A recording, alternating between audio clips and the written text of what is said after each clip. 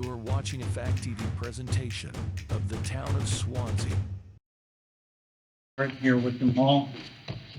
I'll begin with the roll call. John Bell. Here. Richard Lane. Here. Jane Johnson. Here. Brandon Sell. Here. Michael York. Here. Victoria Ames. Here. Selectman's Rep Ken Colby is not here. Alternate Steve Malone. Here. Alternate Michael Stusio, not here, and alternate Brian Vertigal, not here. And we have a full board, so I'm here.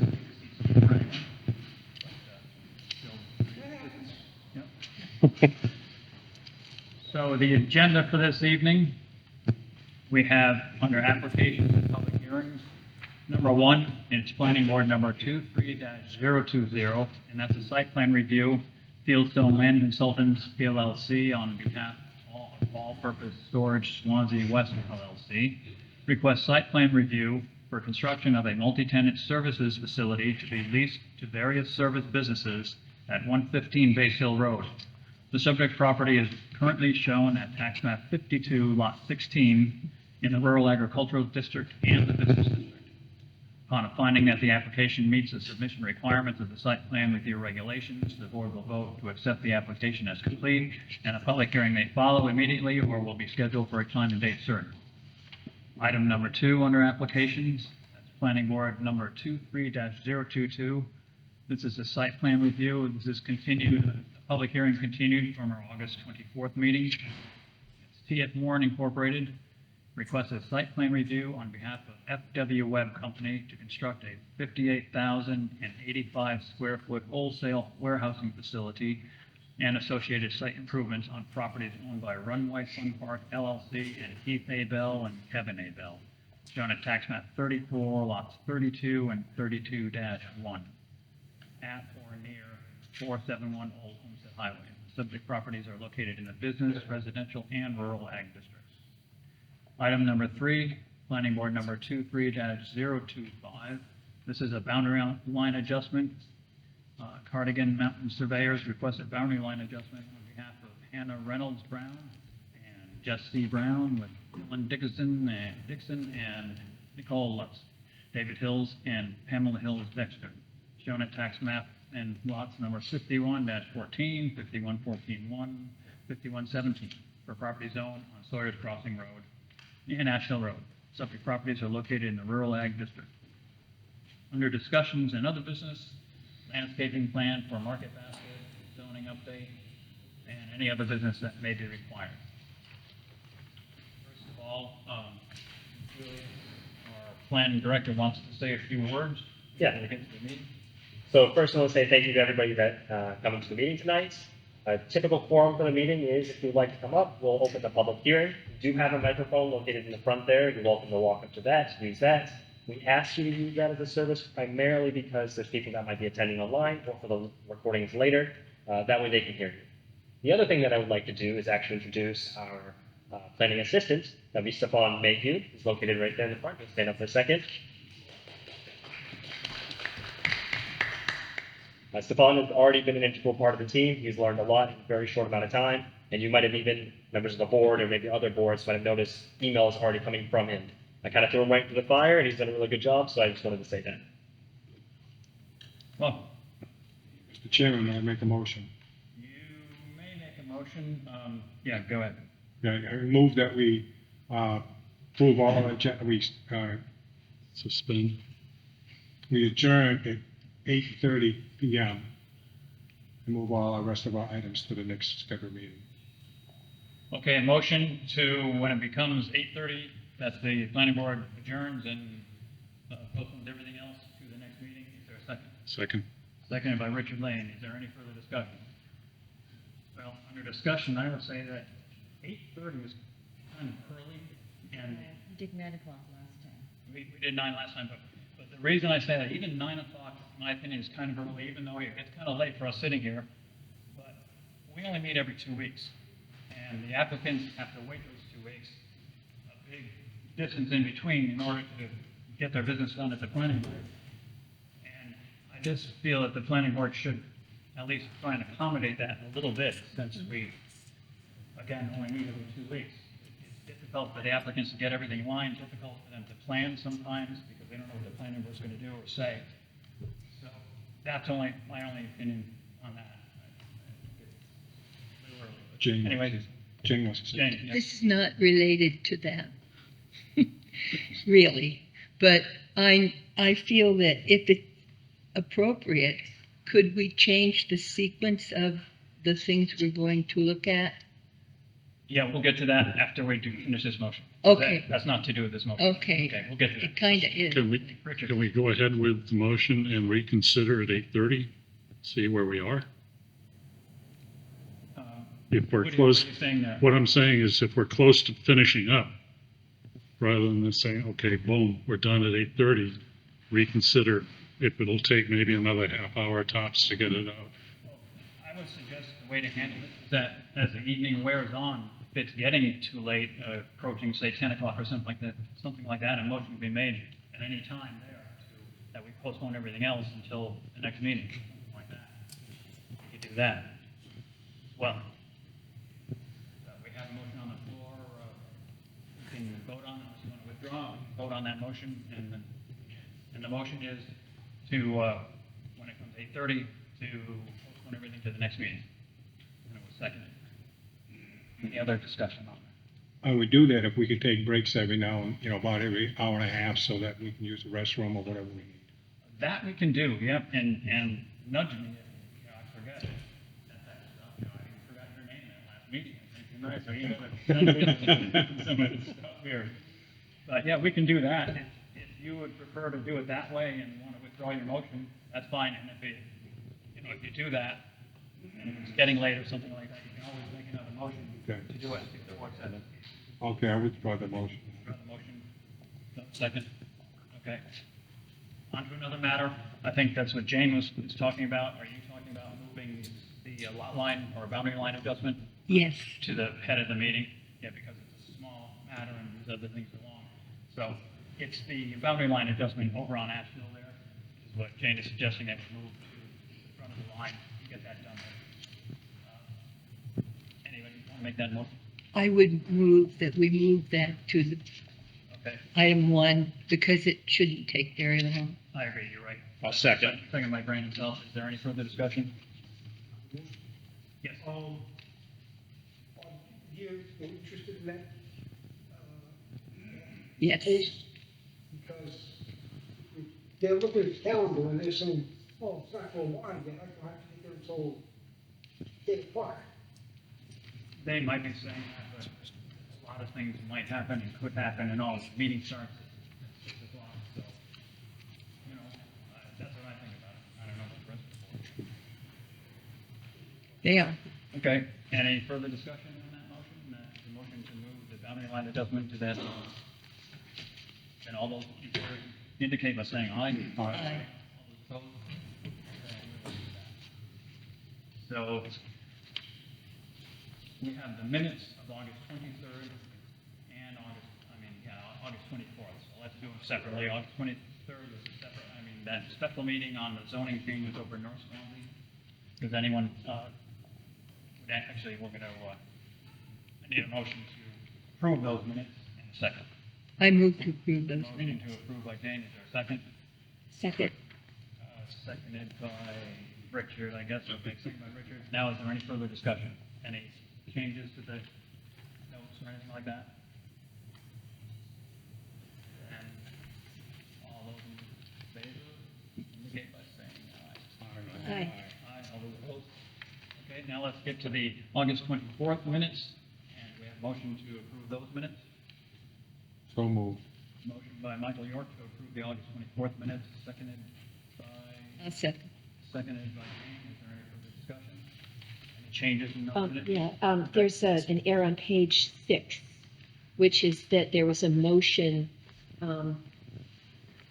to, for changes some trees, and I opposed that.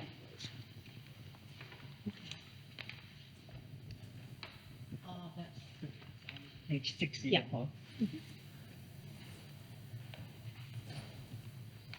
Any other changes to those minutes? I think in the scale. In the minutes, it shows two different sides, 150, 1 to 60, and they're on the plat, it's 1 to 80 in certain sections. And we changed it to just to be, we were going to accept it as a plural to the various scales, rather than showing specific numbers. So what, If I remember correctly. because that was the waiver, we're talking about the waiver on the scale on the drawing, is that correct? Mhm. Is that on page 6 you're talking about here? That is on page 4 at the top. Yeah, Let's take a look and see. the applicant requested a waiver of scale 1 to 60 instead of 1 to 50. And there is also a scale of 1 to 80 in a certain part of the plat that was presented. And the motion we're talking about, let's see, move to approve the waiver request for scale 1 to 60 on the plat. Yeah. And you're saying that it wasn't 1 to 60 that we're It- approving? that there are two different scales being used. One section was 1 to 60, another was 1 to 80. And it was suggested, and I thought we agreed, just to change it to the scale would be some sort of plural, that it would cover all the different sizes that were presented on there, or we can add also 1 to 80. Okay, so. Just to is be that what everybody's correct. Talking about, we wanted them as the scales that were presented on the drawings, I think is what we're talking about here. And everyone agrees that's what the motion meant, then we'll just change it to, the motion was to accept the scales as presented on the drawing. I got it, okay. Any other changes? And all those in favor, indicate by saying aye. Aye. All those opposed? And we have just approved the, Make some corrections. thank you. Wait, so that brings up our first item, which we had moved, at number 3, we moved to the top of the list, and that is the boundary line adjustment. And that's Cardigan Mountain Surveyors request a boundary line adjustment on behalf of Hannah and Reynolds Brown, Jesse Brown, and Alan Dickinson, Cole Lutz, David Hill, Pamela Hill, Nicholas Stone, 51-14, 51-14-1, 51-17. And they're on Sawyer's Crossing Road. And we have a copy of it here. Anyone seen it? Anyone want to take a look at it there? I've seen it. I'll pass it around. And the applicant here? Straightforward. Hi, good evening. I'm Scott Sanborn of Cardigan Mountain Land Surveys. First of all, I truly appreciate you sneaking me up to the front of the line. I don't think this is going to take up very much of everybody's time. I'm representing the property owners. Could you say your name a little bit louder for our, I'm sorry. I didn't hear what your name was. Oh, just appreciate you pushing me up in the agenda. Because Scott Sanborn, Scott Sanborn. Cardigan Mountain Land Surveys. I'm representing the owners of 3 properties. You've read the names in to the record, which is saving me the trouble. This involves 3 properties. 2 are a little either side of 3.5 acres. The third is just under 40 acres. The short story is that the owners of the 2 small lots got together to do some logging and make some site improvements, and they were confused about which pins marked the back boundaries. So they pushed everything up and ended up with some encroachments, both on their own 2 properties and also on the larger property. And so this proposal is intended to solve that problem. And so we're, without getting in, the numbers are all on the plan. It seems you can just take it from that as opposed to me reading off a lot of different numbers and confusing everybody. But we're taking a piece from the middle property and annexing it to the southerlymost property, and then we're taking a piece from the larger property, which is the furthest to the north, and annexing that to the middle property. The 2 smaller lots are both being made larger, so no approvals from the state are required for this. The large lot is going to go from 40 acres to, from 39 to 38 acres. We're not impacting the frontage in any way. The lots are all currently in compliance with the zoning, in the 3-acre zoning, the rural agricultural, and they will continue to be in compliance after the annexation. We're not impacting any of the site infrastructure, septic or water supplies or anything like that. So this is very simple and straightforward, other than the fact that there's a lot of names on the plan.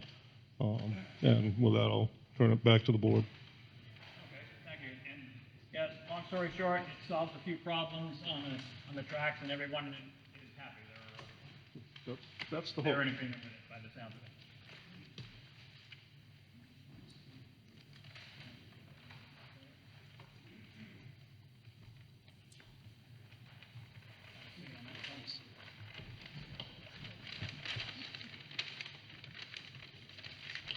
And is there anyone here to speak to this, other than the applicant?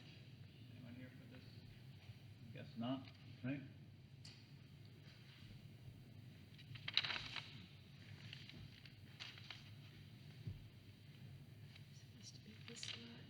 And that lot. It's going to intersect an existing road. Moving them over, yeah, they're taking that line and moving it this way. And this, Yeah, they're taking that, moving it that way, and they're taking this line, which was here, and moving it that way. So,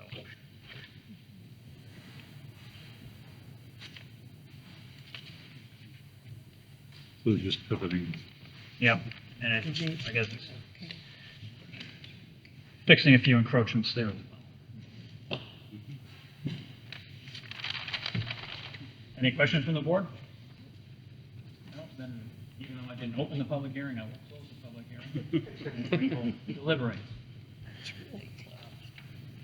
So it's a pretty straightforward lot line adjustment. Everybody's happy with it?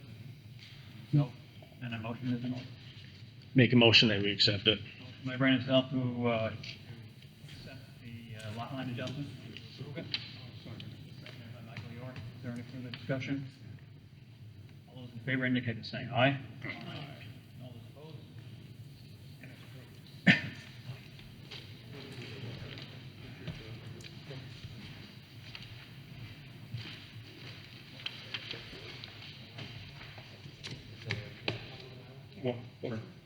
Yeah, just go.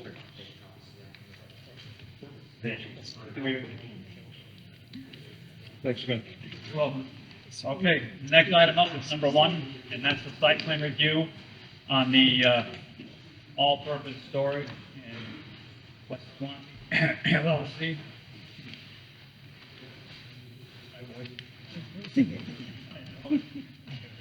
Take a break.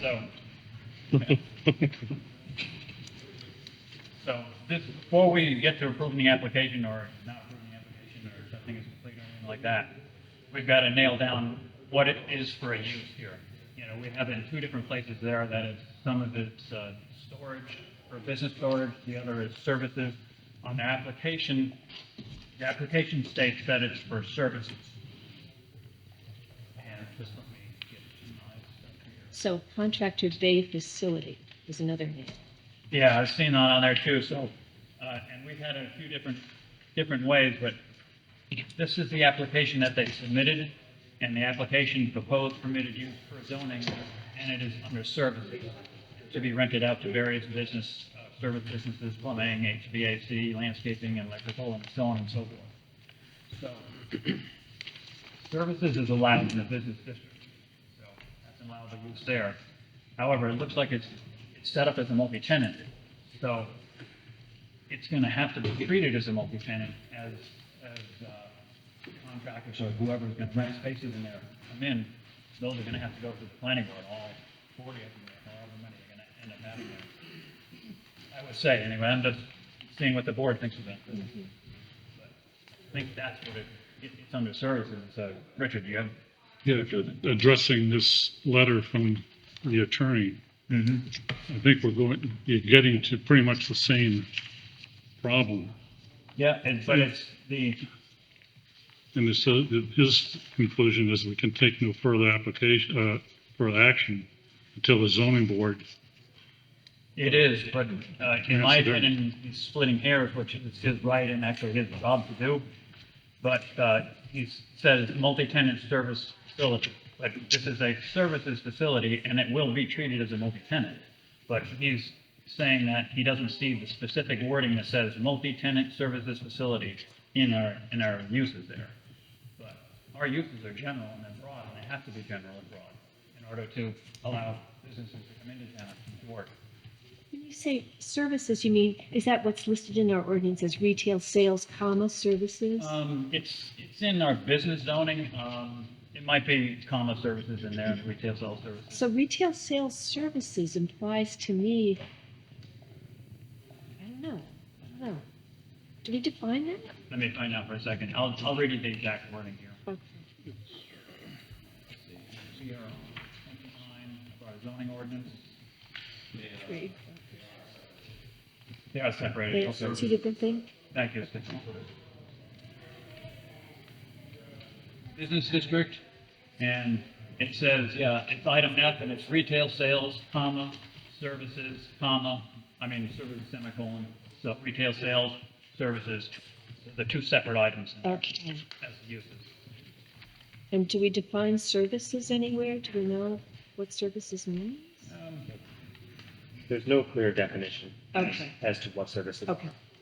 But In fact, I went back to the 1998 minutes, so from the last time this was approved, Yeah. and even then, they said we should have defined services. Okay. So it's Okay. been a long-standing issue. So that's where we're at. If the board agrees that it's under the services as they have in their application, it does say services, what they're going under, we have to treat it like that. But it's going to be a multi-tenant by the looks of it, and it's going to be more than a multi-tenant store. They're going to be working out of there.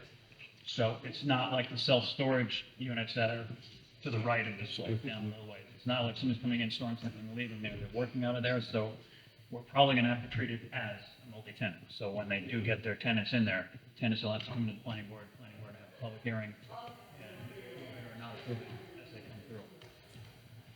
You know, That should probably be the way to have it anyway, wouldn't you think? It should That way be. you know what's yeah, well, going in there and, It's got to be fair, it's because that's how we treat multi-tenant the rest of the town there. If they're multi-tenant, they come in here as multi-tenant users. Now, this is a slightly different type of the setup there, which is pretty unique, and it looks like it's, going to work out. I think it's, my view knows it's going to work out there, and if the town has more of them, then the planning board can decide in their procedures how to treat something like that. They could do a broad range of approvals, these services can go in there, electrician, HVAC, whatever it is. Under Set standards. broad approval of a unit, but we don't have that yet, so just pointing out before we get started that they would have to. Yeah. Question. Oh, I'm sorry, you can't hear me, right? Let's see, is this any better? That's, Okay, sorry about that. Doesn't that have a if each individual occupant has specific needs, doesn't it have a bearing on how the building itself is designed, or is it going to be presented as just a shell? And how, because we have to approve electrical and sprinkling and stuff like that. So do we expect that the entire building will be set up with adequate electrical for all high? Well, we're kind of getting into details that we don't need to get into, Okay. but just to answer your question, quickly answer it. Those would be whatever the building is or buildings are set for in the plans before they get their CO. Mike Jasmine would be looking at it, and whatever they have on their plans for electrical and services, things like that, would have to be as a. Each individual occupant? If that's the way it's set up. We don't know. Okay. So, services is, if everyone in agreement, this is probably a services, it's not a storage unit, it's a services. Not the services. Yeah. Yep. Ren, yeah. Michaels. Victoria? And that's permitted in business, is it permitted in rural ag? No, it isn't. No. Okay, so, Okay, so the ordinance says that if two zones overlap, then the less restrictive one can encroach into the more restrictive one by 30 feet. okay. And I measured the drawings, and it's 30 feet. So Okay, they must okay. have read that part of our zone. Okay, Okay. thank you.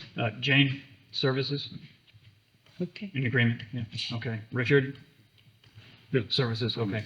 Okay, so Now we can get into the application, unless there's anything else on that. Thank you. So, let's have a look here as far as the application being complete. I'm going to just run down the checklist here. You don't have a copy of the agenda. do you? Not a hard copy, no. Thank you.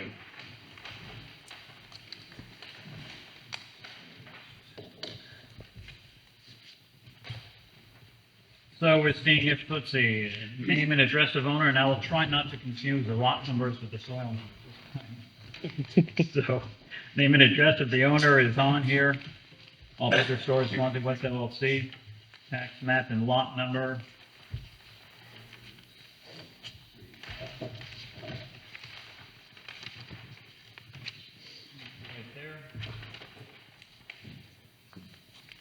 North arrow, graphic scale, 1 inch equals 30 feet. I know it's different in some of these here. So we've got the graphic scale. Name and address of Platts Parer. Fieldstone right there. Vicinity sketch right here. And if I'm missing something, just, oh, you don't have a copy of it. I only have another copy over there. Name and address of all abutting landowners, and we have it in our packet. Yeah. And I've read it, so I know it's there. And physical features, use of the land within 200 feet of the site, and they are there. Perimeter boundary lines and lot area in square feet and acres. Acres and square feet, right there. Shape and size, height, location, use of existing structures on the site and those that are proposed. Check. Check.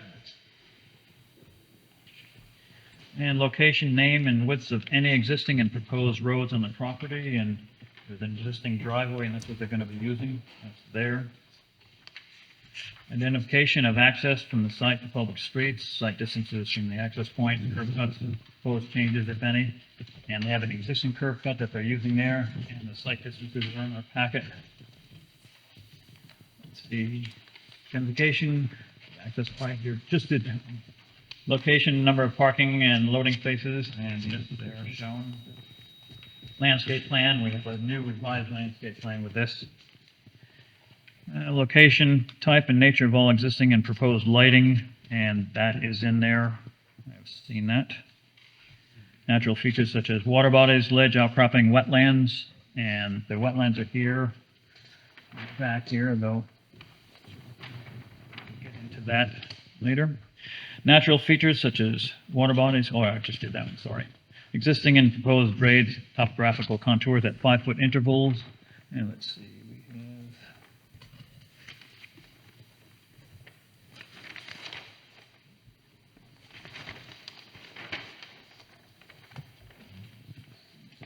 There are 2-foot intervals, which is fine.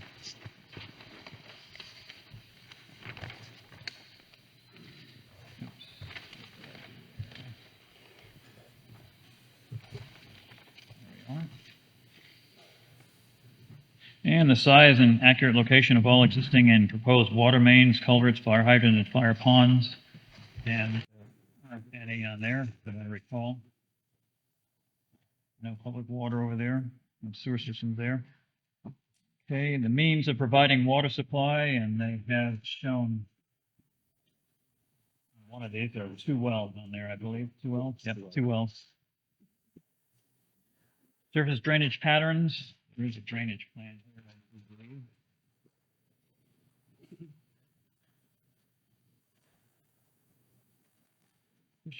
Grading drainage plan, yep, right there.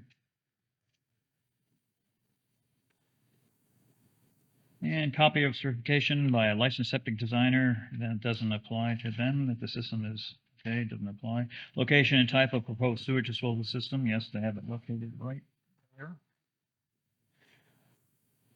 Location of existing and proposed on-site well showing the 75-foot well radius, and those 2 wells are over there. Soil survey data from Cheshire County Soil Survey. Do we have that? In the updated land. Okay, we have that in the updated landscaping plan, okay. Location of any existing or proposed easements, deed restrictions, and or covenants. There are a few easements for the drainage part of the property, and they are there. And architectural plans, we do have those. Okay. So everything is on the checklist. Anyone have any questions on that? If not, a motion to accept the application as complete would be in order. So moved. Motion by Michael York to accept the application as complete. Is there a second? I'll second. Second by Brandon Self. Is there any further discussion? All those in favor indicate by saying aye. Aye. All those opposed? Okay, and now we can move on to the public hearing. I will open up the public hearing and Mr. Brandon, right? Yeah, Mr. Brandon, you make your presentation.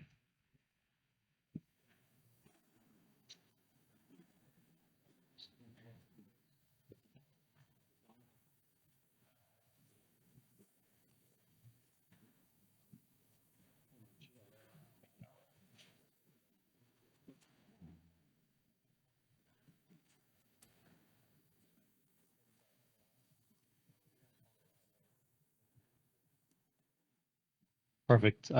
Thank you, Mr. Chairman, members of the board. For the record, my name is Chad Brandon, civil engineer with Fieldstone Land Consultants. We're here this evening representing All Purpose Storage Swanzey West LLC with their site plan application to construct a new contractor bay facility over tax map parcel 52-16-1. As the board may recall, at the last meeting, we did secure an approval for the subdivision of the overall property that I have shown on the plan before you this evening. That's the blue highlighted area. We were successful in obtaining a subdivision approval, which breaks off the self-storage buildings rather to the south and creates a vacant parcel on the north side that we are looking to construct a contractor bay storage facility on. That new parcel will consist of 6.95 acres of land. We'll have frontage along Base Hill Road to the west. And as you can see on this existing conditions plan, the topography generally slopes from east to west, from west to east to the jurisdictional wetland area on the east side of the site. That line, the jurisdictional wetland boundary line, is highlighted in green. That was field mapped by our certified soil and wetland scientists, and then we survey located that to depict that on the plans. Further to the west, further to the east, there is a tree line, and the majority of the site exists as kind of an open field area.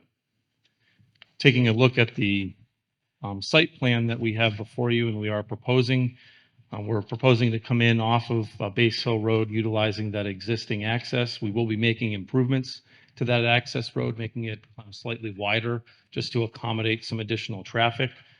So that's shown to be improved to 24 feet in width. And then as you come into the site and turn to the left, as shown on the plan here, you'll see that we're proposing two buildings as depicted on the plans on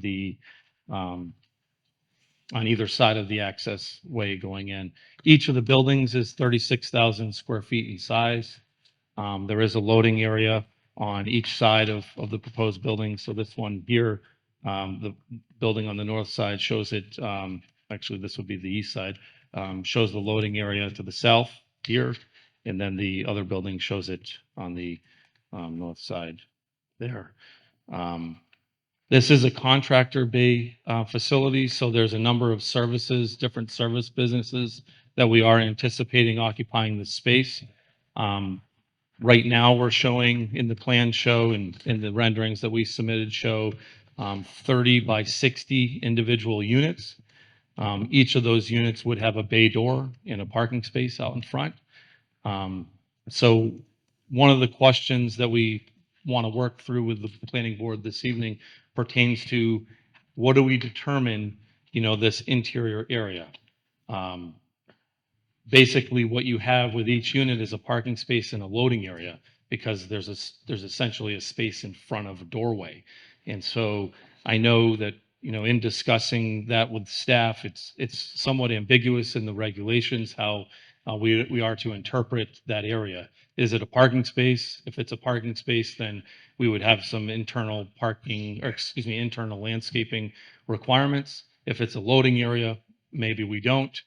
Maybe a waiver is appropriate. And so we just want to have an open dialogue with the board about that, because, there's been some changes to the landscaping regulations, and we, quite honestly, we're not sure exactly how to interpret that.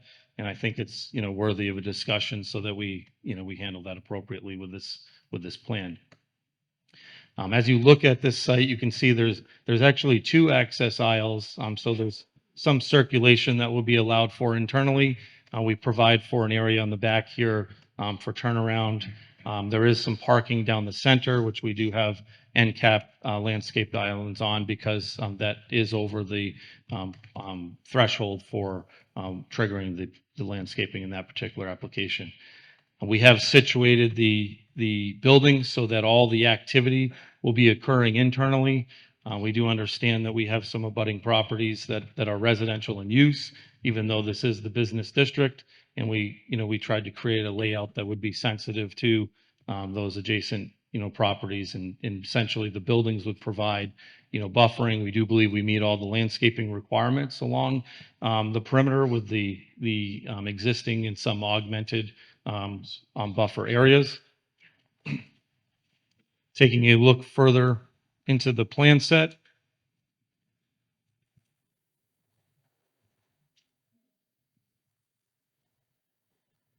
Sheet 4 of the plan set shows our grading plan. This project will trigger an alteration of terrain permit, so we're going to go through a pretty significant review. Once we're successful working out some details before the board, we'll make a submission to the Alteration of Terrain Bureau, and they certainly look at erosion, sedimentation, and water quality. We've talked about that permit a lot before this board and other applications. But what we've done with this site is we've essentially graded it so that there's 2 low points internally. All of the stormwater, in the project area up here will grade to those low areas. That'll be captured by a closed drainage system and routed to an infiltration chamber system, which will be under the parking area. That chamber system will outlet to an open basin on the north side of the site, located right here. And then ultimately from there, it'll go through an outlet and outfall towards the jurisdictional wetland areas. So we're proposing significant stormwater mitigation through this proposal. We also are proposing a stormwater management area here, just off the end of the access road, if you will.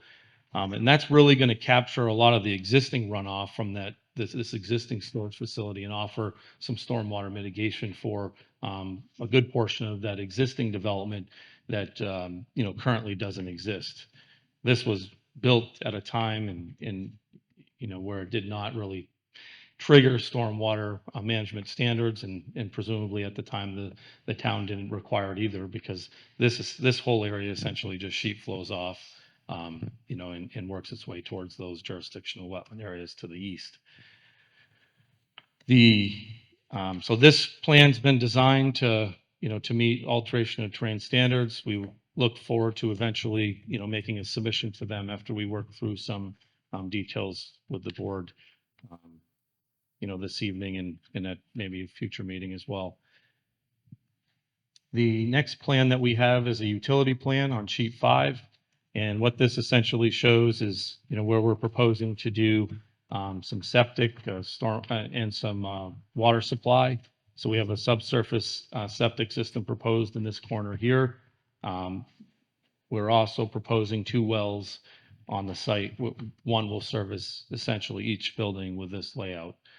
Those wells have been sized appropriately with the well radiuses based on the anticipated usage of the building as a warehouse and contractor bay facility. We are also showing on this plan, where the underground electric would come in. And we also are depicting on this plan where the lighting is proposed, which is essentially all building mounted lights for this proposal. And all of those will be located internally. And you can see on the lighting plan that we show, you know, the profiles for those lights. There will be no light pollution or bleed over with the lighting design. All of the lights will be full cutoff, full down, or complete downcast, night sky compliant lighting. And we've added the appropriate details for that on the plan. We also have a landscaping plan with this proposal. We are proposing some landscaping along the front of the property on the north side of the access road. We do have some landscaping proposed behind the building just to satisfy that buffering requirement to the adjacent properties. We do have some landscaping proposed on these end aisles. And then we have landscaping, you know, proposed along the perimeter of some of the stormwater management components as we abut properties. Our client does own the property to the east, which is, you know, basically a, you know, this primarily wetland area. It's a pretty significant wetland to the, you know, to the east of the site. So we delineated what would be the western boundary of that. As you can see on our plans, all of our plans are certified by the appropriate professionals. I did see in the staff memo that there's some questions about, you know, some of that work in the wetlands boundary, and I'm happy to talk about that tonight. I did consult with two of our wetlands and soil scientists to talk about the delineation of this site. I did also have an opportunity to read through the letter from, I believe it was Southwest Regional Planning Commission, where they touched on some things like traffic and how the traffic from this facility should not have a, you know, negative impact. The roads have capacity. You know, we would certainly agree with, you know, with that statement. We touched on the stormwater. I think one of the things that they, you know, they recommended in their letter was to make sure that there's adequate stormwater mitigation for this proposal, certainly through the alteration of terrain permit and securing approvals through the New Hampshire Department of Environmental Services. We will be satisfying those requirements. Their standards far exceed any local standards, and this board has certainly relied on, you know, that permit for, you know, projects of this size in the past. It's a very substantial endeavor to secure that permit.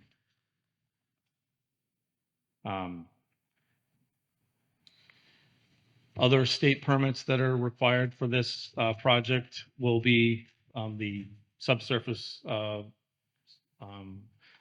effluent disposal system, so the septic system, which we have proposed in this location here. And then as part of that permit, they'll also approve the, you know, the well locations because of the number that'll be serviced by the wells, there will be community wells. And so that will be addressed with our submissions to the state. Mr. Chairman, if you'd like, I'd be happy to maybe touch on any questions that the board may have at this time, or we can go on to department letters, however you'd like me to proceed. Any questions that the board has that he just went through right now? You know, Victoria? I do. Is this a franchise? It is not a It franchise. is not. And I'm wondering, is there a way to know the height of the water table? And what I'm concerned about is that the water treatment is going into the north corner, which is already fairly wet. And I'm just wondering, where's that? If you put that water in the ground and the water table is already really high, where's the water going to go? No, it's a great question. So the alteration of terrain permit requires treatment above the water table. So there'll be at least 3 feet of separation in this stormwater chamber system to the seasonal high water table. Importing soil. Yes, To raise up the level. absolutely. To give you the height. Yeah, that's correct. And then the other question is, how do you know how to size the septic system? Because you base it on a number of employees, which is common for this type of a use. And then, and the state also does it by square footage. And so the state actually reviews and approves the septic designs for facilities like this. And there's going to be a leach field associated with that as well. Oh, yes. Yeah. Yep. And we've located that in the front corner here. Yep.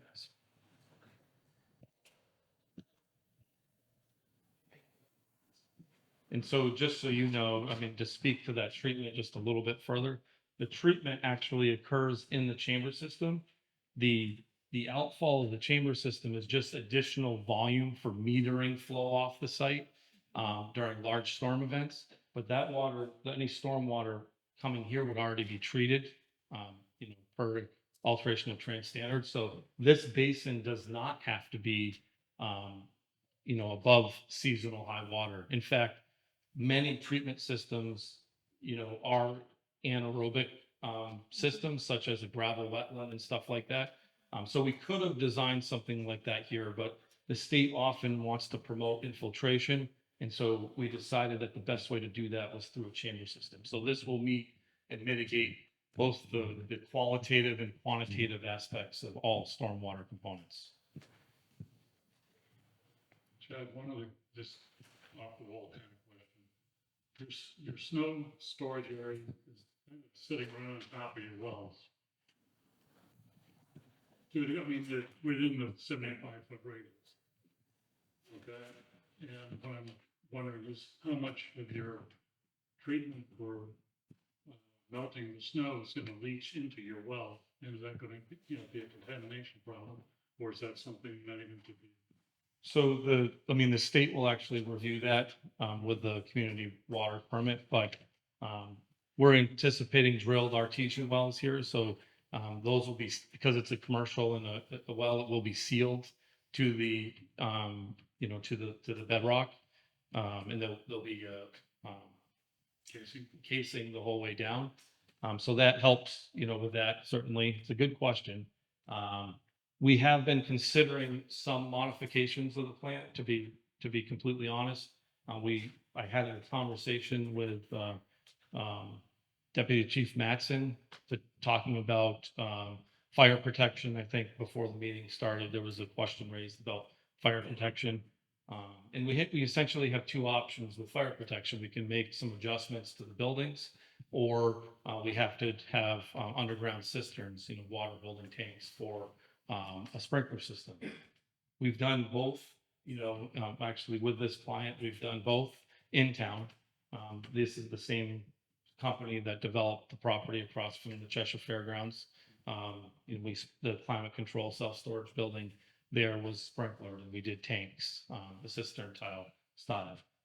But those come at a cost. And so one of the things that I've reviewed with them recently is actually, kind of deleting a unit every 5 units and looking at creating buildings that are under 10,000 square feet. One of the reasons that I have suggested that, and I think we're moving in that direction, kind of got the word today, which is why I really want to use tonight as getting some feedback. I think we're going to make some good, some good improvements to the plan. Feedback primarily on the landscaping and stuff. But if we are successful in doing that, we will probably take those wells and actually put them in between, the units that more centrally located, so that they won't be, in this location here. And I did bring a copy of a plan of what we're thinking about for that I'd be happy to share. I haven't submitted anything, but like I said, it's kind of been a late development. Just want to be very transparent about, kind of where we're moving and work through these details together. Can I ask my question in a different way? I asked if it was a franchise. Is this something that have you ever built this kind of project before, or are you familiar with other projects like this throughout the state? Oh, yeah, absolutely.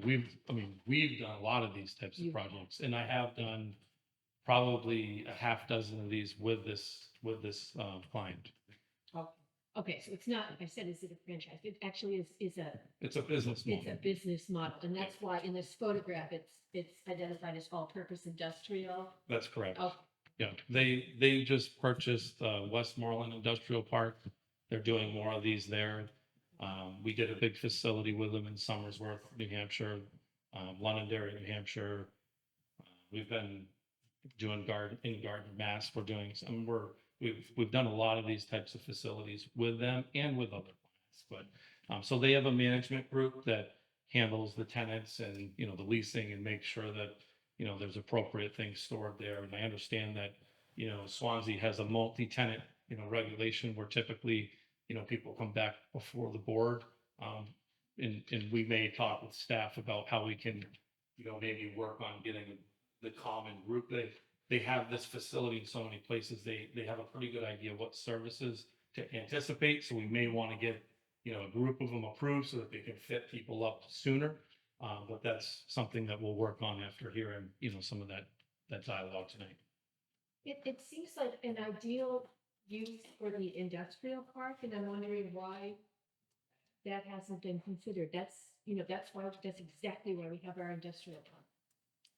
Well, this is zoned appropriate for it, and it's really a light, it'd be considered in a lot of communities, a really light industrial use, because it's services. So, you know, most of the vehicles that would be utilizing this would be vans, trucks, maybe a single axle box truck. It's not your typical industrial, but we've seen these uses kind of on the peripheral of industrial areas, certainly. But there'll be fabrication inside the units, most likely.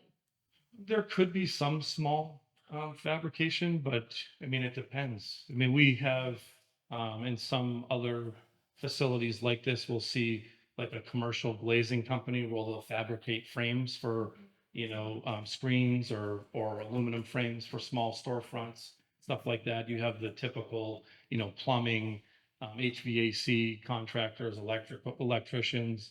We'll even see roofing companies often. And you know how I've explained this recently, and what we've seen is because of the supply and demand issues, a lot of contractors are purchasing supplies when clients sign a contract so that they can actually provide that service for the price that they estimated. And so they store more product in a facility. And so, you know, contractors that you wouldn't think typically would need storage now do if their work model is that way. And we're seeing, you know, people trend in that direction a little bit more right now. So you mentioned about the fire protection that you may say, skip a unit. That would be a clear span, like of 30 feet between the buildings. Is that how you've got it figured? That's correct. And I'm just going to put that plan up if you don't mind, Mr. Chairman.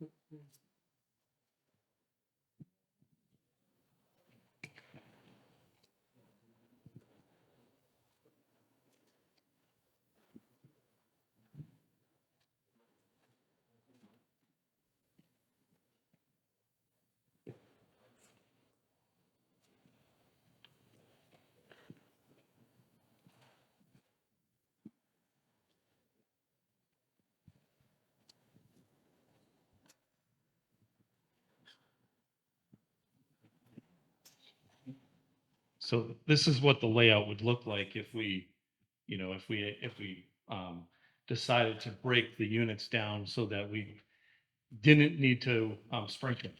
So basically, you have to be under 10,000 square feet in order to not have a sprinkler. And then there's, you know, would be restricted where you couldn't have certain uses in there. I mean, uses ultimately have to get approved by, you know, the fire department and staff.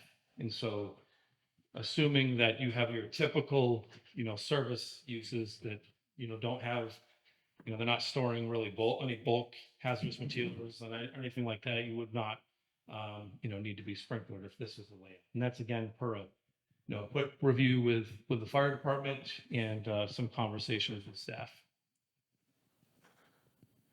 So I think we're going to be, basically confirmed today that we are going to be moving in this direction. So that's going to improve some impervious cover. We'll be able to take these wells that are situated on this side, and we'll probably put them, somewhat in between the buildings, in one area. And then, we'll probably just honestly leave the stormwater system the way it is and just let that be, over designed to some capacity. That doesn't affect the well at all, the stormwater system, then being closer, the stormwater system itself is something that is within that 75-foot radius. Right. That's all. It is allowable, and it's hard to see on here, but the radius barely gets into that. It's actually just outside of that area of the chamber system, because this is undevelopable land here, so the radius is allowed to extend onto that property, even in the other part of that is my client owns it, so he could always grant an easement if it was needed. And so the loading dock you have there, I think there's one to the right of the building to the east, I guess, and one to the left of the building to the west. Correct. So I'm just wondering about turning, a tractor trailer coming in, backing into that one on the east side there. Absolutely, It looks yeah. a little tight there. No, it's a great question. So we have designed both of these locations to work for a tractor trailer truck, but basically they would come in, make the turn into here, and then they would back up there. And they actually, the truck and the trailer would stop at about this location, so it would not impede traffic from entering or exiting the site. And then this one's obviously kind of off the end, so not a big deal. The other one I was wondering. Yeah. If back far enough, then I guess. It is, and that's why, one might ask, why isn't this landscape island out here? And then why isn't that one further out this way? It's because of those turning movements for that trailer truck. We had to locate those appropriately so that we're not impeding that turning movement.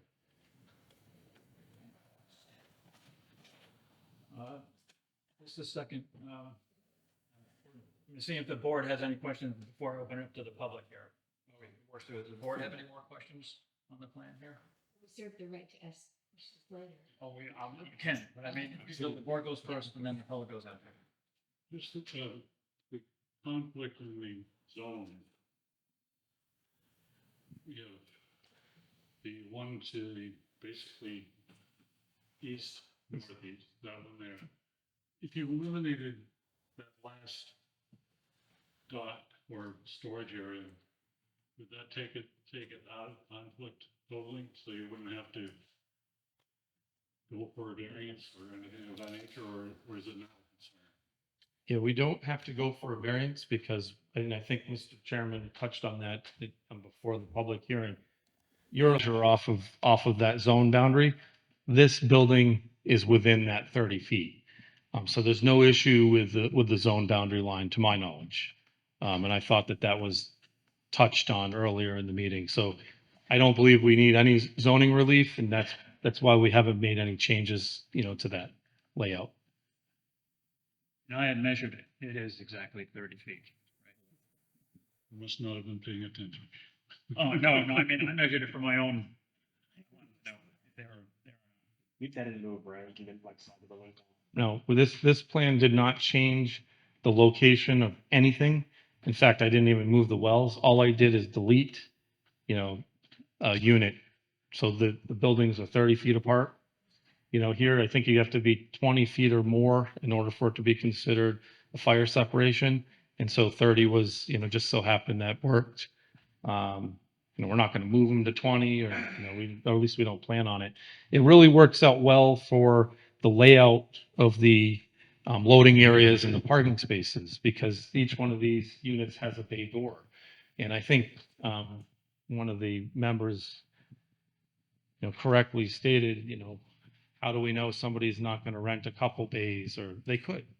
This really is, the partitions will be there, But you can put a doorway between the partitions, or you could even take the partition down if we had a user that, wanted more storage room or, something like that. And so the buildings are designed where the outside walls are where the structural steel is and what's needed. So you can take a partition down. But again, that would get approved by the way the current format is we'd be back before the board talking about, the user and, hopefully that it is Same appropriate. time as a multi-tenant coming in, if they wanted to take it down, it's. Yeah.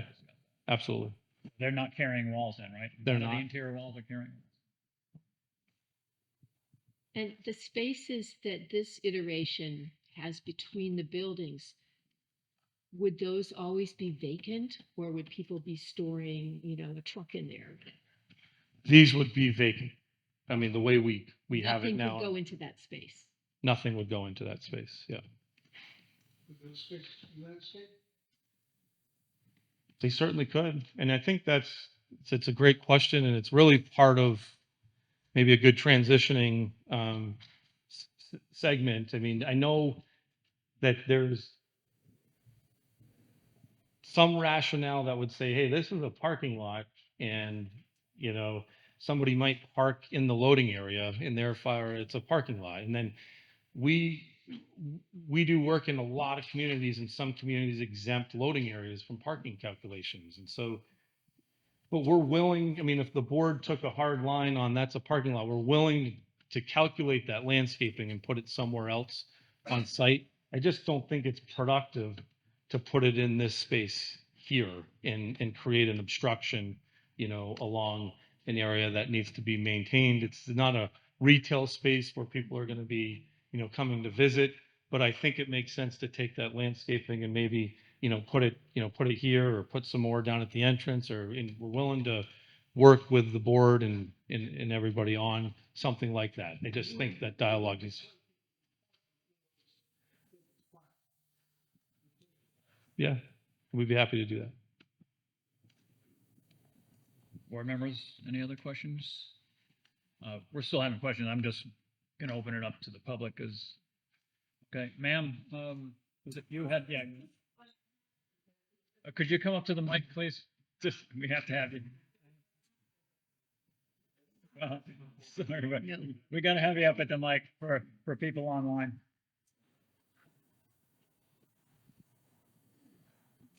Is it on?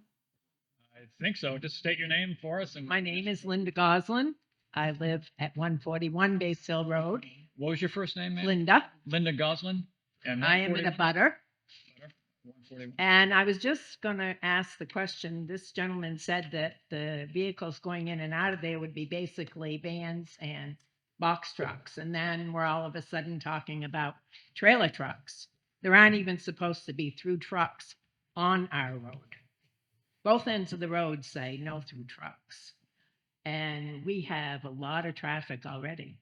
We don't need a lot more trucks going up and down the road. So I just thought I heard him say there was going to be vans and that type of thing. He And did. now it's trailer trucks. But yeah, it was also designed with the loading dock in there, and that's. Right, the for trailer trucks. Could come in there, right.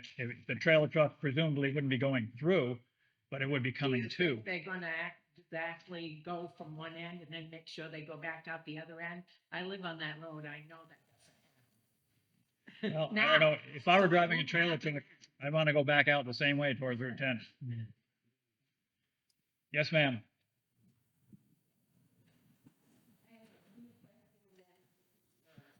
My name is Mary Fish. I live at 272 Base Hill Road in Keene. Our land abuts the field.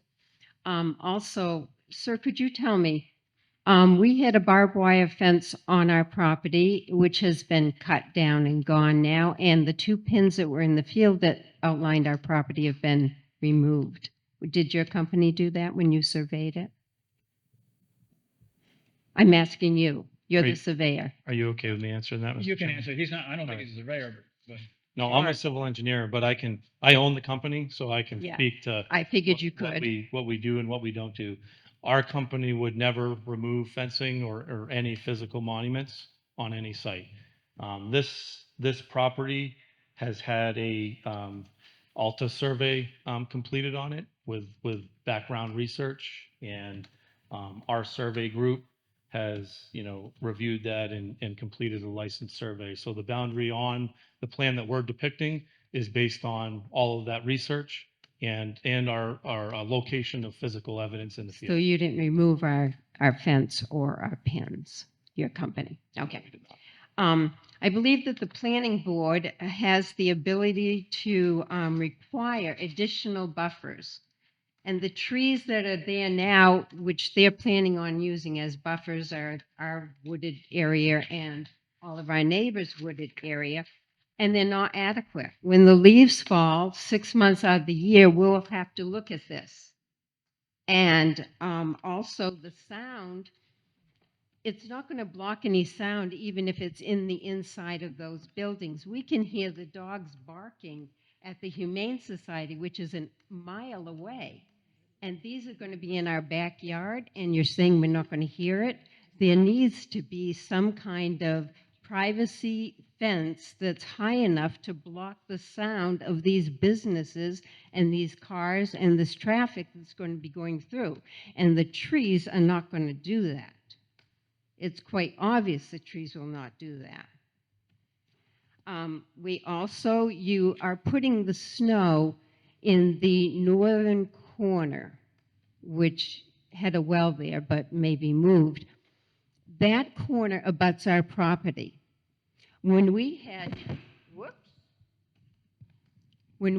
our pool put in that back lawn, we had to raise the land 5 feet because we hit water. Our lower lawn is wet all the time when we have rain. It is saturated.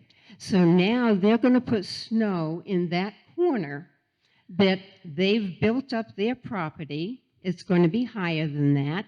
That snow is now going to run into our property and the Gosling's property, and it will saturate our backyards. And I'm wondering what is going to be done about that. It's not going to flow down when the property is raised. It is going to go to the lowest part, which is our properties. Well, by ordinance, they are not allowed to disperse any more water that coming off that property that came off before they developed it. So whatever is coming off now is one thing, but if they've got snow stored there, they've got to set it, and he can answer that anyways, but they've got to set it up so that all that snow melt and any runoff from this property is contained on the property itself. And do you have a system for that? Yes, we have designed the stormwater. Again, we're going to be infiltrating a good portion of our runoff, here internally. This outfall area, this basin area here actually captures excess runoff from larger design storms, and then it meters the flow. Just want to make sure that and then it meters the flow, ma'am, to the actually to the east. This is the outlet of this basin area here. So no flow will be going, onto your adjacent. To the side. Yeah. And as Mr. Chairman stated, and as is required also by the Alteration of Terrain Bureau, who will be reviewing the project, we have to match existing flows on the property. So we're not allowed to increase the rate of flow, during the design storms that we're modeling. How tall are the buildings going to be? I believe they're 25 feet in height. 25 feet in height. Okay, so 28, yeah, 28, I'm sorry. with these units, and now you're going to have separations, which is nice for the fire protection. What is going to, if you don't put up a fence, what is going to protect our properties and our children from people coming through there right onto our properties? There, you can walk by a tree. I haven't found anyone who can't walk by a tree. A fence really needs to be there so that people cannot go onto our properties. There's one home in our neighborhood that have children, and their yard is so close. It's so sad. You can see it on the plan. It's very, very close. And now you're going to have strangers going into these places and what's to protect the children in that home. Okay, and I know our neighbors, we have grandchildren and everything that come over and are in those backyards and in the pools, and now you've got 20 plus strangers in that backyard. And when you get all of the other people coming in, that will be even more. So there's going to be constant noise in our backyard 6 days a week. In a field that all we used to see are bear and deer and animals. And now we're going to have constant noise. The property values obviously are going to decrease increasingly. They're going to go in the toilet. No one's going to want to buy a home that is abutted up to this. My same question as the other board member, why, when we have so many industrial properties that are open, are you considering allowing this to go into a neighborhood? I mean, would you really want to live with that behind your house? I have a question also.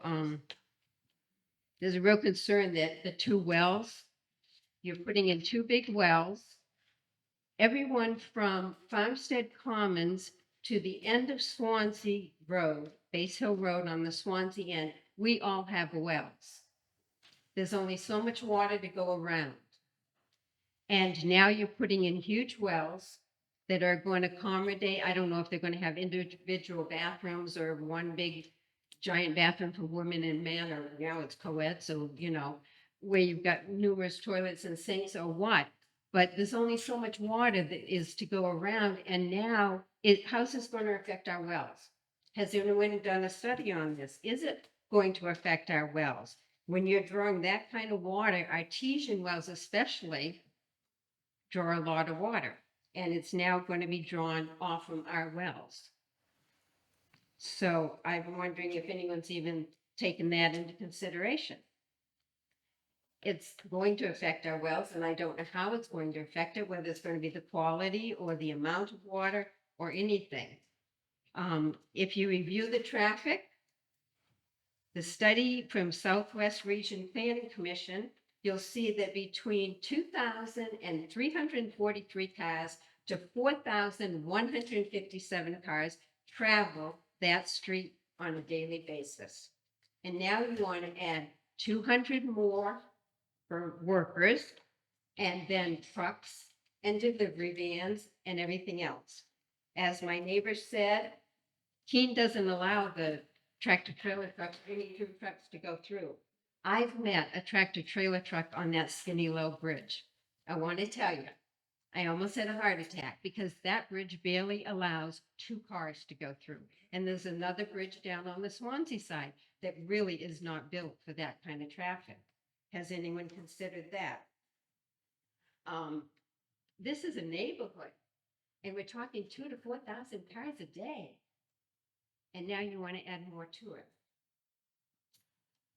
It's not built for that kind of traffic. Our Keene side, on a yearly basis, on a regular basis, is patching and patching and patching and patching. And every year after winter, there are so many potholes that you could lose a tire in it. If any of you travel that road, you know how bad it is. And it's not going to get better. And now you're putting even more traffic on it. And as far as the fire system, you've discussed that. So let's see my next note. Why is it being allowed for them to build in a floodplain area, a wetland area, and an aquifer area? There you're now saying that they can build on a wetland 30 feet in. Well, from my understanding, from talking to some planning people in another community, when you build on a wetland, what you do is you build it up. When you build it up and you add more dirt and stuff to the top of it, the wetland disappears. It is no longer a wetland because they have made it so it's not a wetland. What's the 30-foot? That was encroachment with another zone. With another zone. And what was the zone? Zone was rural agricultural as opposed to business. The business zone allows this type of use. answers one of your questions, Okay. why can that be built there? So, It's because it's an allowable use right there. And you're okay, and the corner of it is not on a wetland, because it looks like it is on the. There's plans. wetland encroachment into the property, and he hasn't discussed that yet, but we're gonna get into that. But you're confusing the encroachment of the rural agricultural zone into the Okay. business zone. Thank you. Thank you. Is there going to be any detrimental effect on the wetlands from the leach fields? That I don't know. And again, they're taking care of, the leach fields actually are over here, the wetland is over there, they're on the side of the property. And so the leach field And wouldn't leach besides over? that, the State is in control of that anyway, when they Okay. get the state approval. Okay. Is there going to be, and this is probably a question for you, sir, is there going to be anyone controlling what businesses are allowed to go into those units? Is there going to be any regulations on Planning board. it?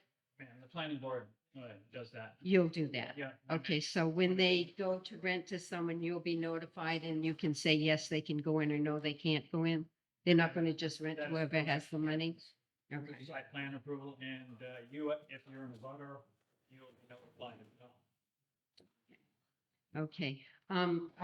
Has any research been done considering the devastation to the animal habitats, the wetlands, the floodplains, displacing all of the animals? We have bear come up through our yards. We have deer come up. We have wild turkeys. We have bunnies. My bunnies are my favorite. But all of this will no longer be able to come up through our yards because of this. And I'm no expert on any of these areas, and I'm sure that's why the residents of Swansea elected all of you to the board. And I'm sure that they're assuming that you're looking out and protecting the citizens' well-being and the best interest in them. We are, And- the criteria we use is zoning ordinance and the site plan review regulations. Mhm. So we adhere to those. We just went through our site plan review regulations recently and revamped them and updated them. But those are the guidelines that guide how the business goes into that piece of property. And the zoning ordinance is guiding what can go onto that piece of property. So all of that is done and the wildlife part of it is not a criteria in the site plan review regulations. Okay, so they don't matter. Okay. That answers my question. We are asking the neighbors in that neighborhood who live there are asking that you, in this case, will put the quality of our lives as the best thing that's most important, rather than the money that you will receive from the rent of this property. And I hope that you do have your residents' best interest and the quality of their lives, because when you put this in, the quality of all of our lives are going to deteriorate. Thank you. And yep, you're welcome. We do look into that, but again, we go by guidelines, which makes it fair. The site plan review regulations and zoning ordinance, the planning board has to abide by as much as the developer has to abide by. That's what keeps it fair. You don't use separate rules for different people. So that's what we generally do when we're looking at a site plan like this. And again, I'll just mention that it's an allowable use on that piece of property. It's own business there. And other things can go in that piece of property. This just happens to be proposed for this right now, but other things could go in there. And see, on the traffic part of it, the Southwest Regional did look at that traffic part, and they said that the traffic looked like to them it was fine for, it was not going to put too much more, I guess, because I don't remember the exact numbers. I can read it. But we read it anyway on that road. You get a neighborhood that has 4,000 cars. Well, I think, let's see, what they said that a 2-lane road was good for like 3,000 some odd, I forget what it was, cars. I think it might have been per hour that said the 2-lane road. I don't know about that. But I don't know how many cars go on that road. They did their own traffic studies. We have the Southwest letter there, and they did their own traffic studies in several different years. And they looked at it, in my opinion, they looked at it pretty well and did a pretty good assessment of the traffic right there.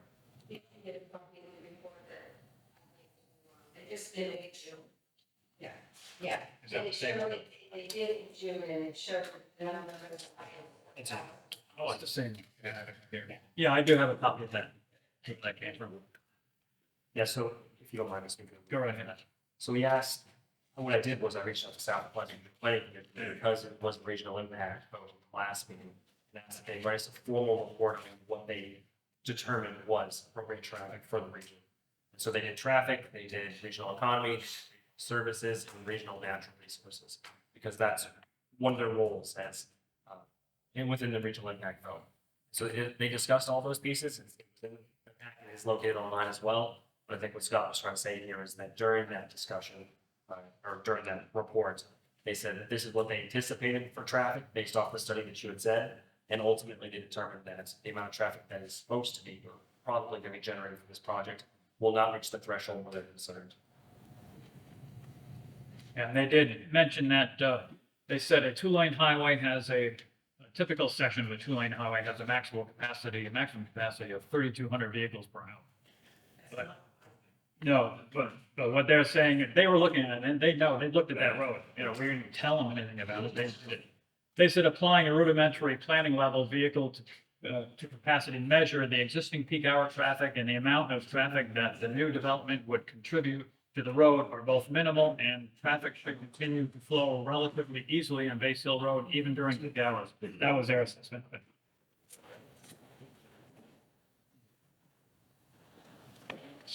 Excuse me, Jeff. Is there a security fence in the offing around that? There is not a security fence around the contractor bay facility. It would not be. There's no plan to put one in the future? I mean, There will be yeah, there's surveillance, this zoom in. there will be surveillance cameras Mhm. on site. That's typically how they monitor, but they would not, typically, most contractor bay facilities are not fenced in. No, I'm mean, there's no outdoor storage allowed, so everybody's goods are essentially stored inside in a secure location. You can see, there's really no place for outdoor storage. It's, typically something that would be discouraged, maybe for security reasons, but I'm guessing more for aesthetics.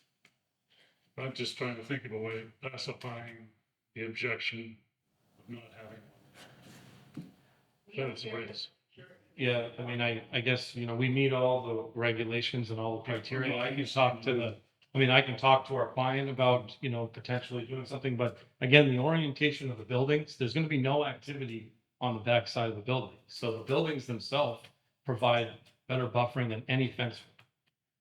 I think the walls of the building on the back side, if I'm not mistaken, are like 18 feet in height. That's a very large structure that would buffer, between the activity area and an adjacent area. And again, it's all, technically business zone, but we are still being mindful and trying to, create something that would fit in. We didn't technically have to orientate it this way. I just think that makes sense in this application, which is why we did it. But I will talk to the clients. Maybe we try to, put fencing in between the gaps on the back side of the buildings, something along those lines. But I can't imagine justifying fencing the entire site. That would be a huge expense. Sure. Can I look at this closer? Look at that. Yeah, go right up and look at it. So your company can't justify protecting the people. Anyone can walk down your parking lot and into our backwoods and into any of our neighbors' properties.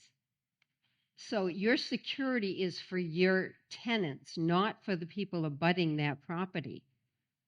We have children there. Who's to say that some sex offender isn't going to start a business there and sees a child playing out on a swing, and the next thing you know, that child's gone? Your company should have the responsibility of protecting the people that he is exposing us to. We need protection from anyone that's working in that unit, and a fence would do that. one that one can't be climbed over?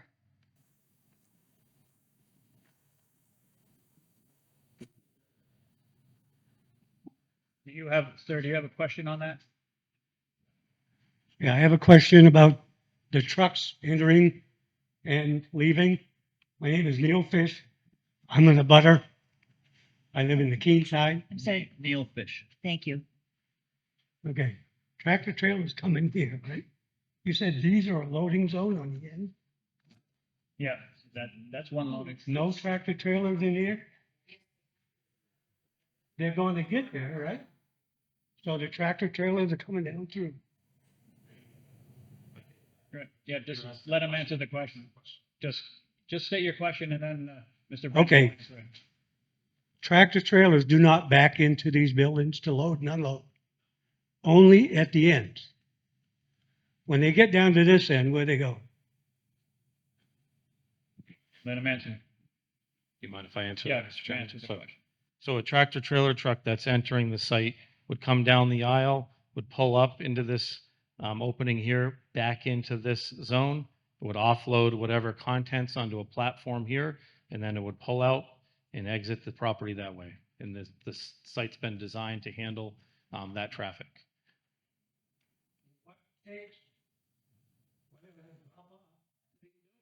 They can either use a pallet jack or they would be a small forklift that would bring supplies to the units. You know, some businesses have a small forklift in a facility like this to offload out of trucks and stuff. And so, you know, occasionally people will get a delivery. If things are getting shipped across country, they will land on a trailer or a larger trailer truck. And so it's important for a facility like this to be designed to accommodate that traffic. If not, then we can see it all over the place, right? Just explain that they're all ground level units. They're all ground And level you units. need, Yes. you need a way to have not a tailgate, but a delivery with a tractor trailer truck with a loading dock. That's all it's for. Otherwise, you would have a tractor trailer truck stopping and impeding units and impeding traffic. It becomes a safety issue. And so the site's been designed to make sure that doesn't happen.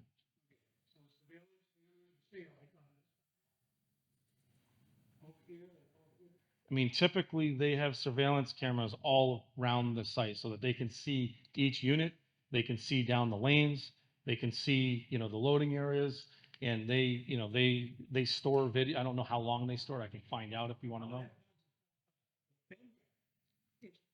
No arguing, just, if you have an argument, I'm just just make it with presenting the me and plans. tell him.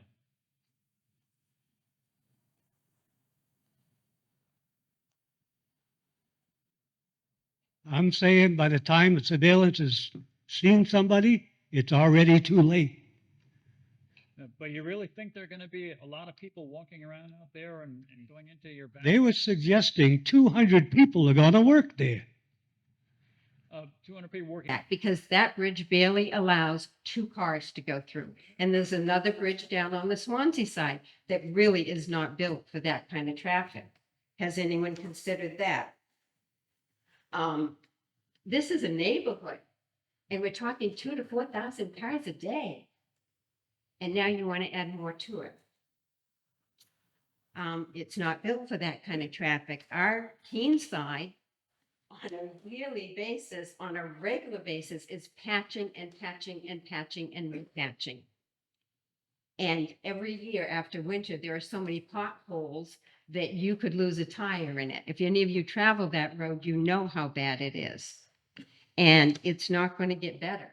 And now you're putting even more traffic on it. And as far as the fire system, you've discussed that. So let's see my next note. Why is it being allowed for them to build in a floodplain area, a wetland area, and an aquifer area? There you're now saying that they can build on a wetland 30 feet in. Well, from my understanding, from talking to some planning people in another community, when you build on a wetland, what you do is you build it up. When you build it up and you add more dirt and stuff to the top of it, the wetland disappears. It is no longer a wetland because they have made it so it's not a wetland. What's the 30-foot That was encroachment with another zone. with You're another confusing zone? the And what zone. was the zone? The zone was rural agricultural as opposed to business. The business zone allows this type of use. It answers one of your questions, Okay. why can that be built there? So, It's an allowable use right there. And you're okay, and the corner of it is not on a wetland? Because it looks like it is on the. There's wetland encroachment into the property, and he hasn't discussed that yet, but we're gonna get into that. But you're confusing the encroachment of the rural agricultural zone into the Okay. business zone. Thank you. Thank you. Is there going to be any detrimental effect on the wetlands from the leach fields? That I don't know. And again, they're taking care of, the leach fields actually are over here. The wetland is over there, they're on the side of the property. And so the leach field And wouldn't leach besides over? that, the State is in control of that anyway when they Okay. get the state approval. Okay. Is there going to be, and this is probably a question for you, sir, is there going to be anyone controlling what businesses are allowed to go into those units? Is there going to be any regulations on it? Man, the planning board does that. You'll do that? Yeah. Okay, so when they go to rent to someone, you'll be notified and you can say, yes, they can go in, or no, they can't go in? They're not going to just rent to whoever has the money? Okay. Site plan approval, and you, if you're in a butter, you'll be notified as well. Okay. Has any research been done considering the devastation to the animal habitats, the wetlands, the floodplains, displacing all of the animals? We have bear come up through our yards. We have deer come up. We have wild turkeys. We have bunnies. My bunnies are my favorite. But all of this will no longer be able to come up through our yards because of this. And I'm no expert on any of these areas, and I'm sure that's why the residents of Swanzey elected all of you to the board. And I'm sure that they're assuming that you're looking out and protecting the citizens' well-being and the best interest in them. We are, And- the criteria we use is zoning ordinance and the site plan review regulations. Mhm. So we adhere to those. We just went through our site plan review regulations recently and revamped them and updated them. But those are the guidelines that guide how the business goes into that piece of property. And the zoning ordinance is guiding what can go onto that piece of property. So all of that is in the wildlife part of it is not a criteria in the site plan review regulations. Okay, so they don't matter. Okay. That answers my question. We are asking, the neighbors in that neighborhood who live there are asking that you, in this case, will put the quality of our lives as the best thing that's most important, rather than the money that you will receive from the rent of this property. And I hope that you do have your residents' best interest and the quality of their lives, because when you put this in, the quality of all of our lives are going to deteriorate. Thank you. And yep, you're welcome. We do look into that, but again, we go by guidelines, which makes it fair. The site plan review regulations and zoning ordinance, the planning board has to abide by as much as the developer has to abide by. That's what keeps it fair. You don't use separate rules for different people. So that's what we generally do when we're looking at a site plan like this. And again, I'll just mention that it's an allowable use of that piece of property. It's own business there, and other things can go in that piece of property. This just happens to be proposed for this right now, but other things could go in there. And see, and the traffic part of it, yeah, the Southwest Regional did look at that traffic part, and they said that the traffic looked like to them it was fine, or it was not going to put too much more, I guess. Use I don't remember the exact numbers. But anyway, on that road. You get a neighborhood that has 4,000 cars going through it in a day. Well, I think, see, what they said that a 2-lane road was good for like 3,000 some odd, I forget what it was, cars. I think it might have been per hour, said the 2-lane road. I don't know about that. But I don't know how many cars go on that road. They did their own traffic studies. we have the Southwest letter there, and they did their own traffic studies in several different years. And they looked at it, in my opinion, they looked at it pretty well and did a pretty good assessment of the traffic right there.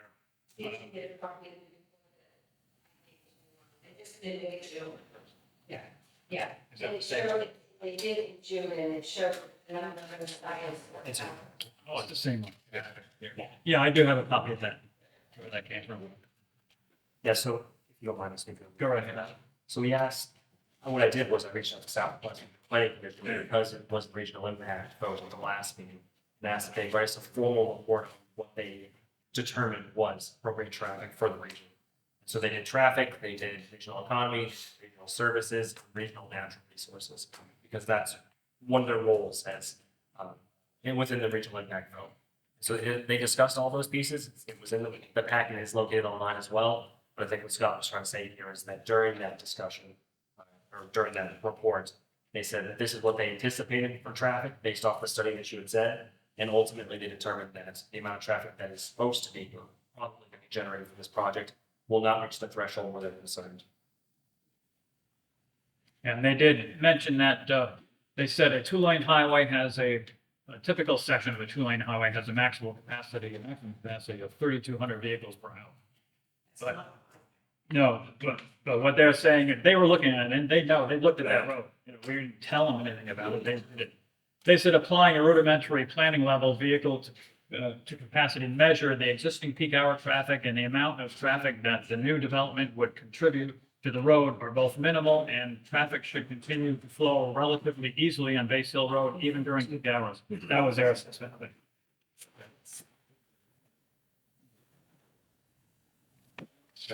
Excuse me, Jeff. Is there a security fence in the offing around that?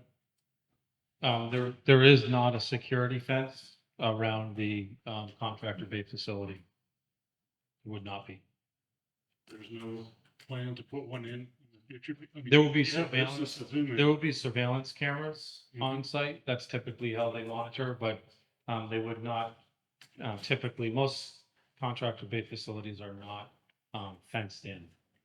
No, I'm mean, there's no outdoor storage allowed, so everybody's goods are essentially stored inside in a secure location. You can see, there's really no place for outdoor storage. It's, typically something that would be discouraged, maybe for security reasons, but I'm guessing more for aesthetics.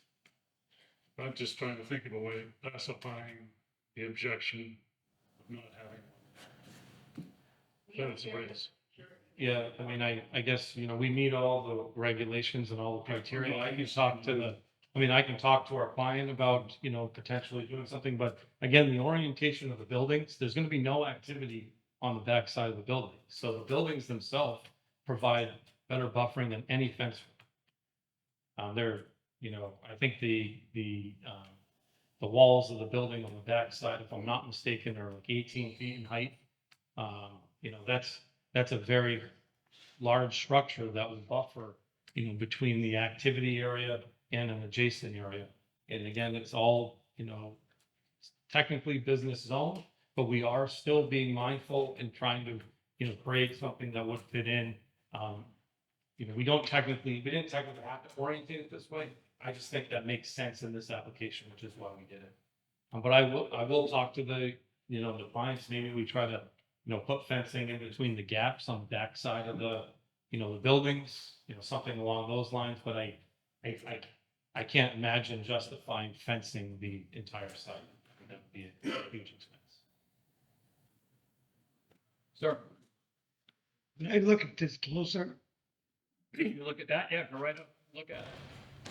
So your company can't justify protecting the people. Anyone can walk down your parking lot and into our backwoods and into any of our neighbors' properties. So your security is for your tenants, not for the people abutting that property. We have children there. Who's to say that some sex offender isn't going to start a business there and sees a child playing out on a swing, and the next thing you know, that child's gone? Your company should have the responsibility of protecting the people that he is exposing us to. We need protection from anyone that's working in that unit. And a fence would do that, one that one can't be climbed over.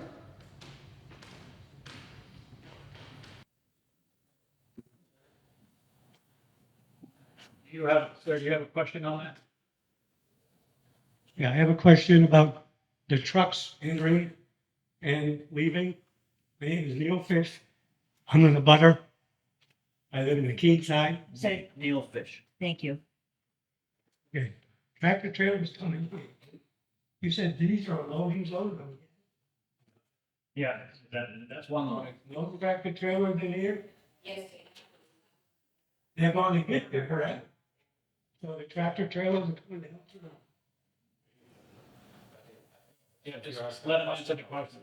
Just state your question and then, Mr. Bennett will Okay. answer it. Tractor trailers do not back into these buildings to load and unload. Only at the end. When they get down to this end, where they go? Let him answer. Do you mind if I answer? Yeah, Mr. Answer first.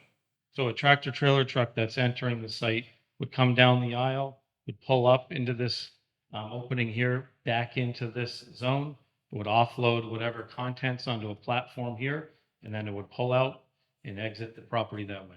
And this site's been designed to handle that traffic. What takes? Whatever they drop off, so do you do? They can either use a pallet jack, or they would be a small forklift that would bring supplies to the units. You know, some businesses have a small forklift in a facility like this to offload out of trucks and stuff. And so, you know, occasionally people will get a delivery, things are getting shipped across country. They will land on a trailer, or a larger trailer truck. And so it's important for a facility like this to be designed to accommodate that traffic. If not, then, we can see it all over the place, right? Just explain that they're all ground level units. They're all ground And level you need, units. you need a way to have a not a tailgate, but a delivery with a tractor trailer truck with a loader up. That's all it's for. Otherwise, you would have a tractor trailer truck stopping and impeding units and impeding traffic. It becomes a safety issue. And so the site's been designed to make sure that doesn't happen. Okay, so surveillance, you see like on this side? Over here and over here? I mean, typically they have surveillance cameras all around the site so that they can see each unit, they can see down the lanes, they can see, you know, the loading areas, and they store video. I don't know how long they store. I can find out if you want. All that does is tell somebody they've been there. It's too late. No argument, just, if you have an argument, just make it with me and I'll tell him.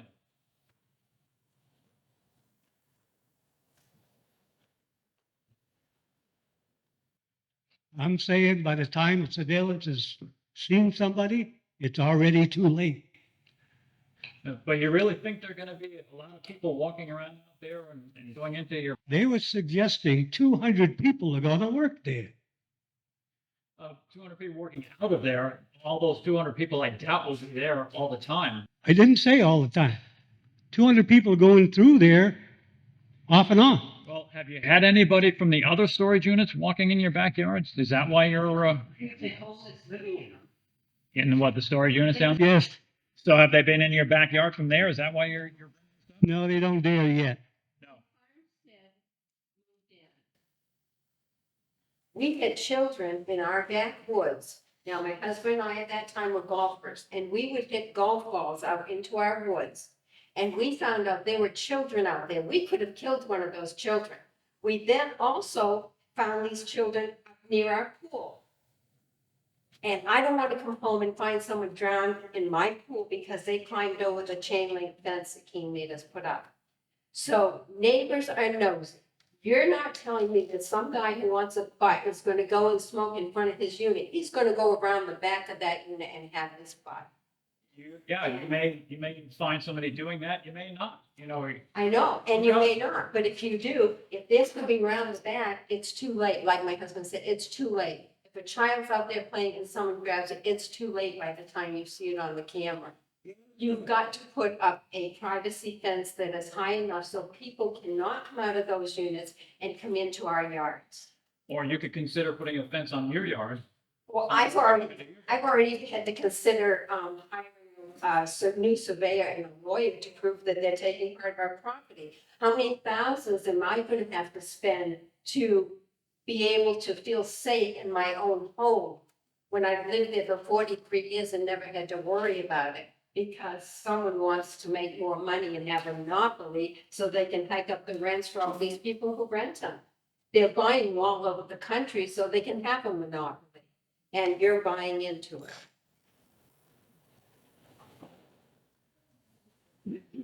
Sir. Good evening. Jesse Rounds, community development for the city of Keene. Jesse Rounds. First of all, I want to say thank you so much for sending out the determination of regional impact. Just so that you're from the city of Keene. you Yeah, said? I work for the city of Keene. Yeah. Thank you. We were able to review it and we really appreciate the opportunity to comment. And our one main concern is the traffic. SWRPC does a great job, but they did a rudimentary study. We would encourage a more in-depth study of the traffic impacts. Base Hill Road is a small road. It already sees a lot of traffic. I happened to drive down it today to come here. So just, we would encourage that. That's it. Thank you so much. Really appreciate the opportunity. Okay, thank you. Yes, sir. Here next to me, we have Ms. Howard. Could you come up to the mic? Oh.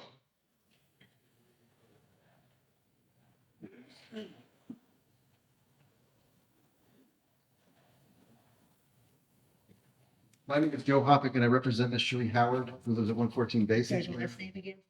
Hoppick, H-O-P-P-O-C-K, sorry. I'm just wondering when would be an opportunity to speak about her position on this, A better position, you said? on her position, speak onto it. Yeah, that's what we're doing. All right, can I get my stuff and? Sorry, again? Thank-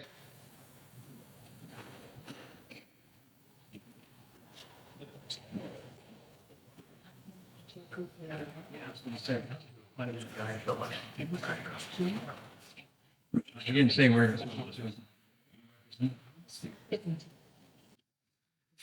As I mentioned, I represent Ms. Sheree Howard of 114 Base Hill Road.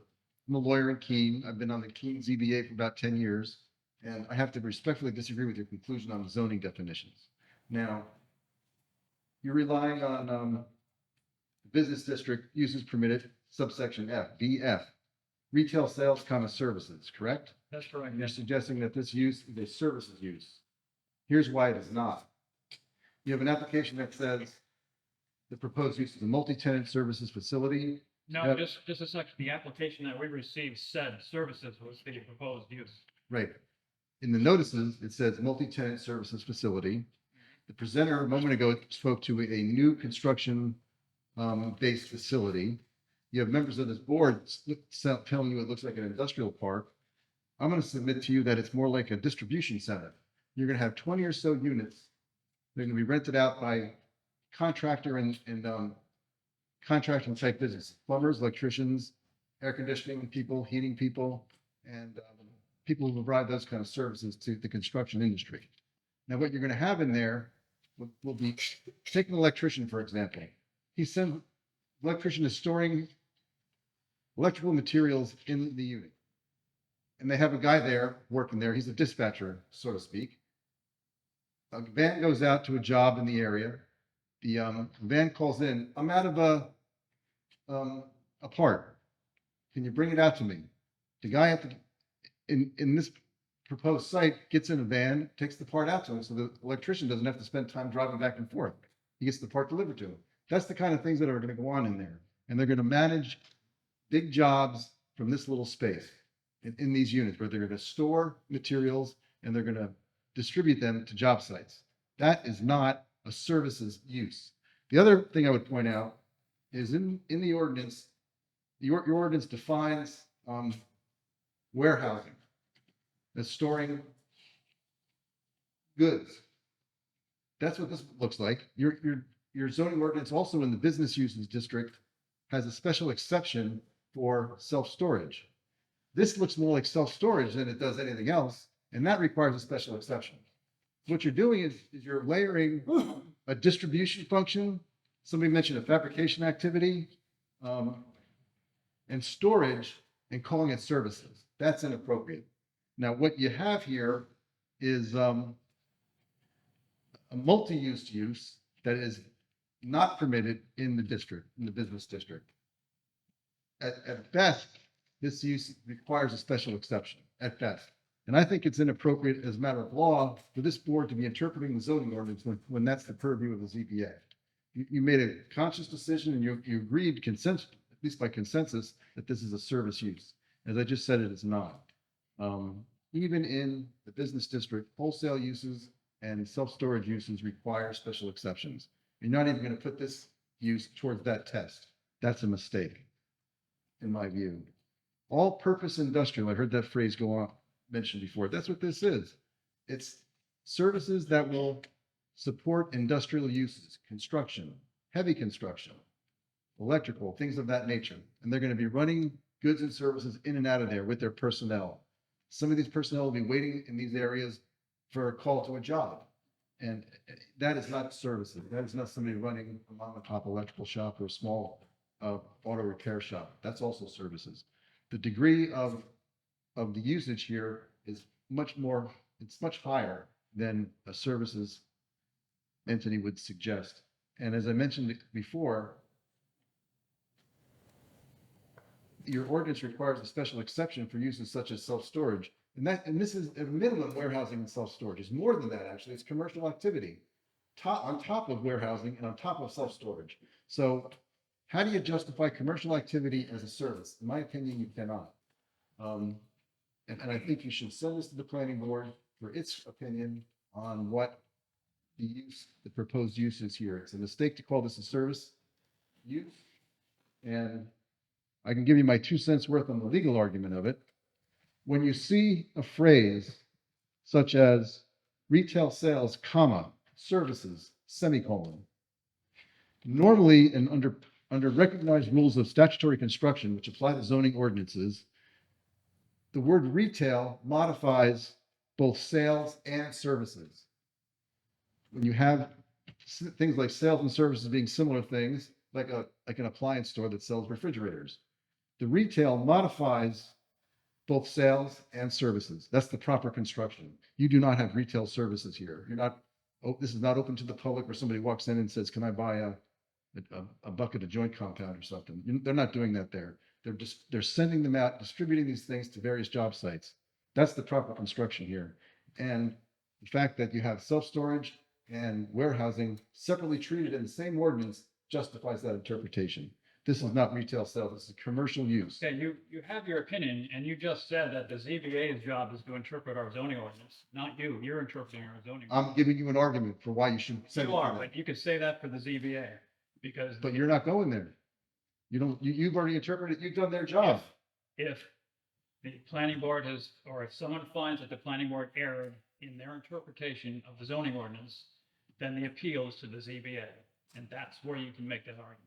And Mr. Chairman, may I just say too, that it's been my experience that the town of Swanzey has interpreted this similar uses throughout the town as a service. We've got a number of site plans approved with, whether it was a landscaping service or whatever, that falls under services, and this board has acted in that fashion for years. Thank you. Yep. Yeah, I agree with you. Just because you're wrong all the time doesn't mean you're right now. Same applies to you. Yes, I agree. But you have the position, and that's our legal argument. Thank you for your time. Any other questions?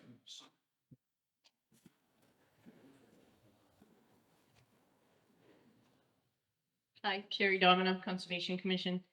You all have our memos in front of you, and you may have seen the minutes from our meetings. And we definitely have concerns about the wetness of the property and whether the wetland boundary was properly delineated. I wanted to just sort of reiterate our concerns about lighting tonight, and ask you again, is there to be lighting all the way around the buildings or just inside the quarry? The lighting plan that we've submitted only has lighting on the inside. Okay. So it would only face internally, and I will say to the wetlands point, the gentleman that flagged the wetlands on this property has 25 years' experience. He's a soil scientist and wetland scientist.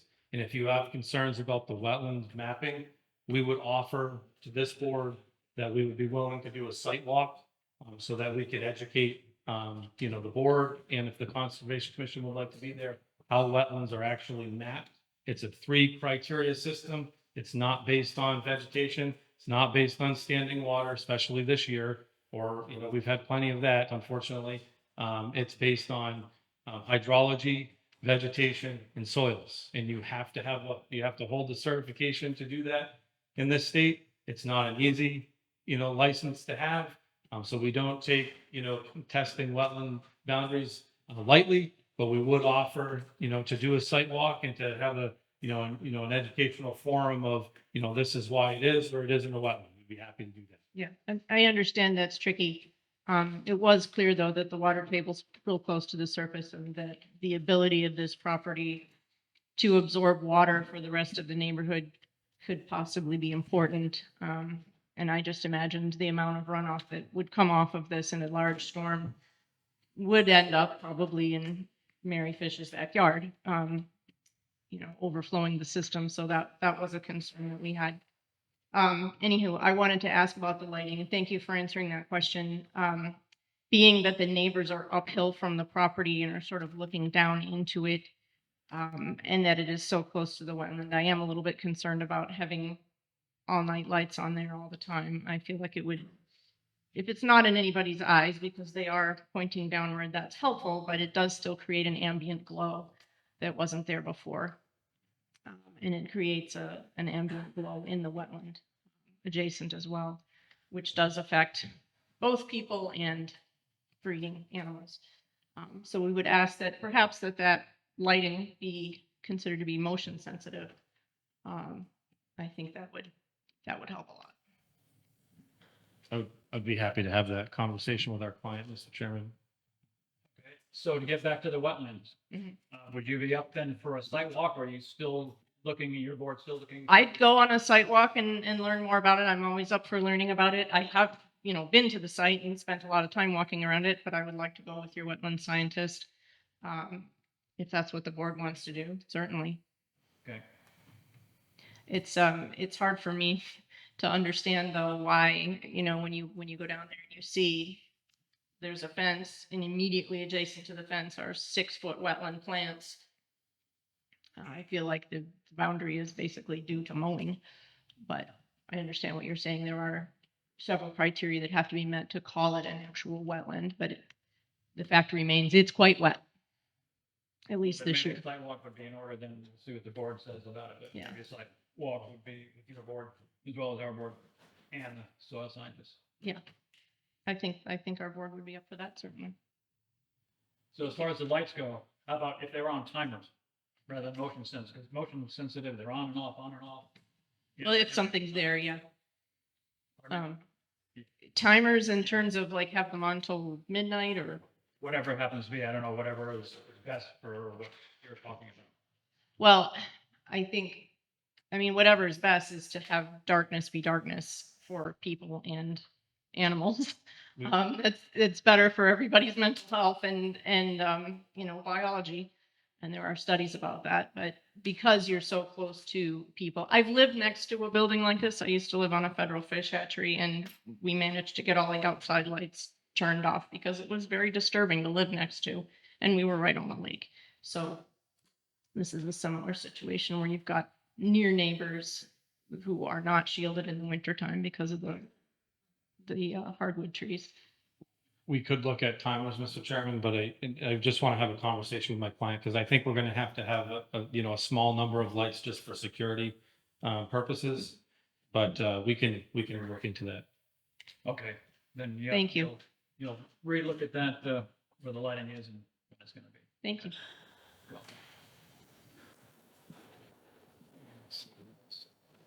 Jay Warren.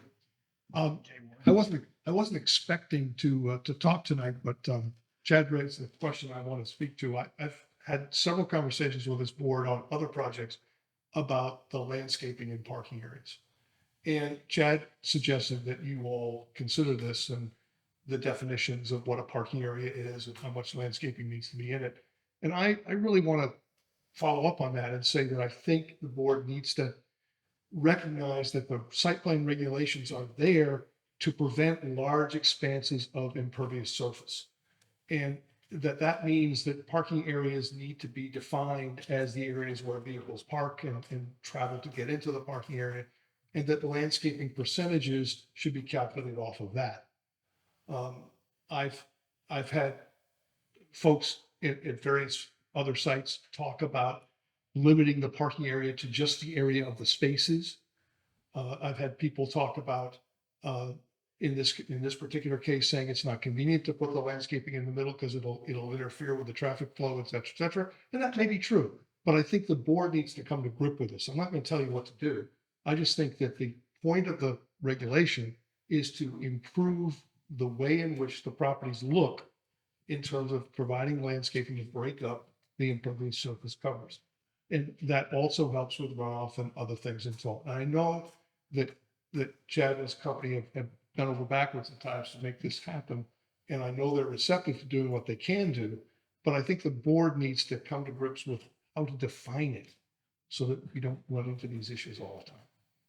And the other comment I'd make is that, as a member of the Conservation Commission, I was part of a site walk out here. And I echo what Sherry said, but I also want to point out that when you go on your site walk with us or without us, you should look at how narrow Base Hill Road is.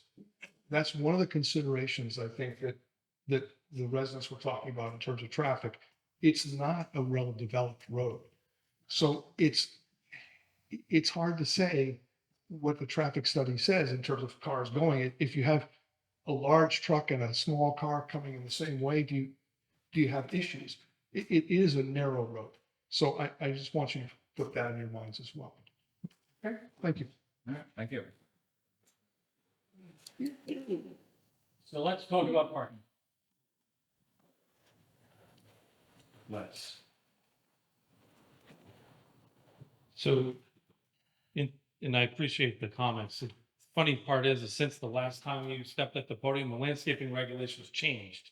And now it is per parking space. Yeah. And so, but it doesn't call out loading areas. It doesn't make any distinction between loading areas. And so when you look at a use, like this, I mean, and I don't disagree, landscaping is great. And we're not suggesting that, depending on how the board interprets it, that would take any landscaping away.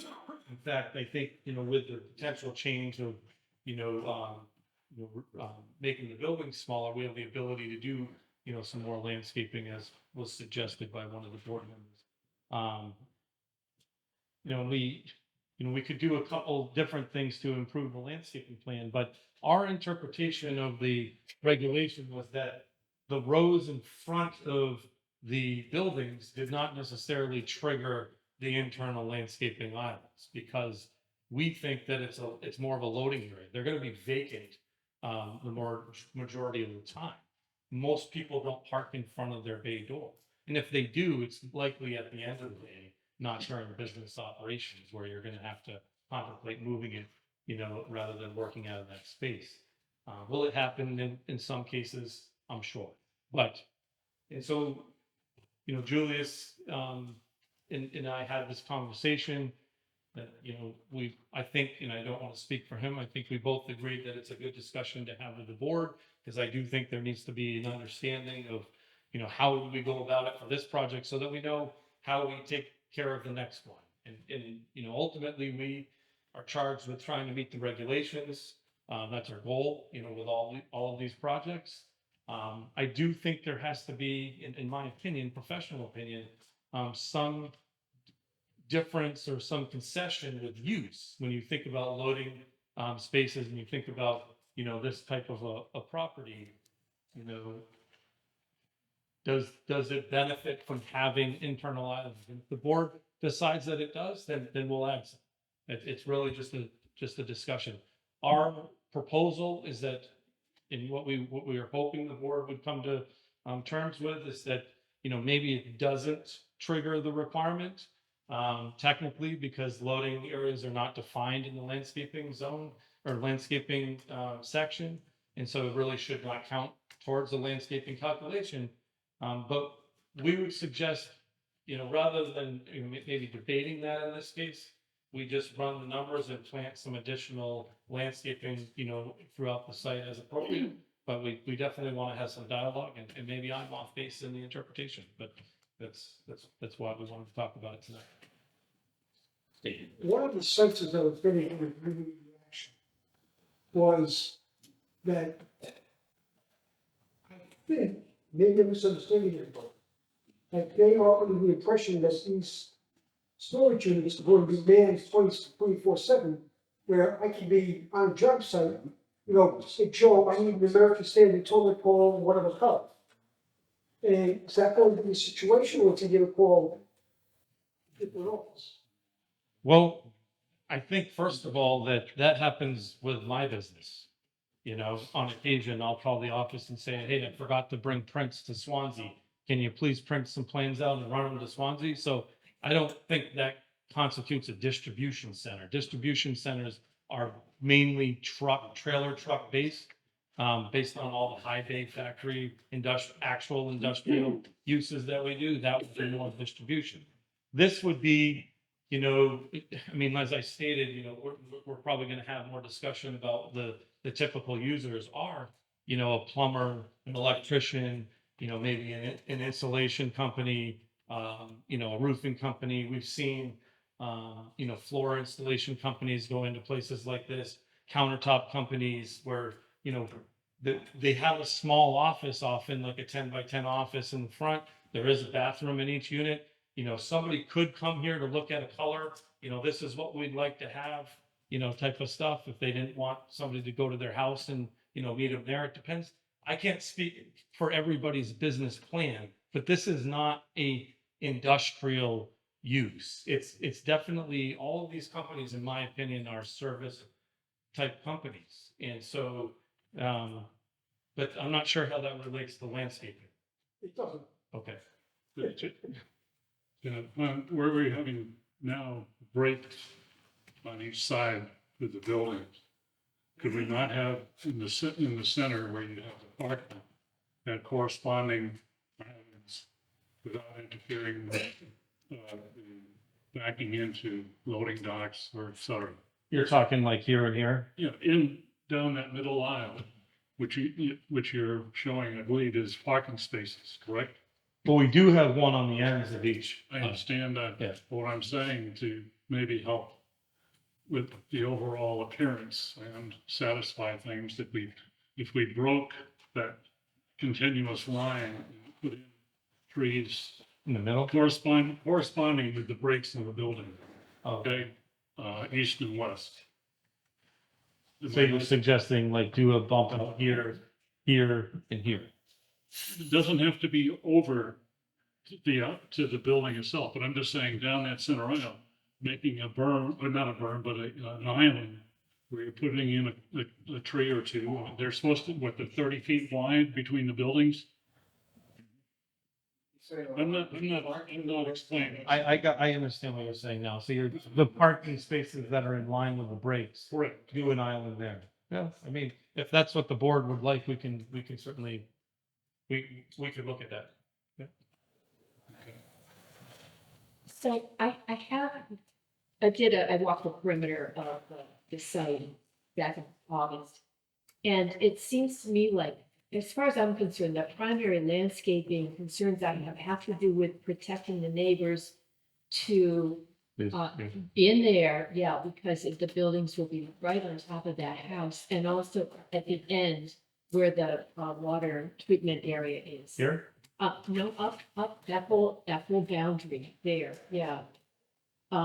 Because, and we've heard from neighbors that when the leaves fall off the trees, it's, there will be nothing to separate those property owners from this.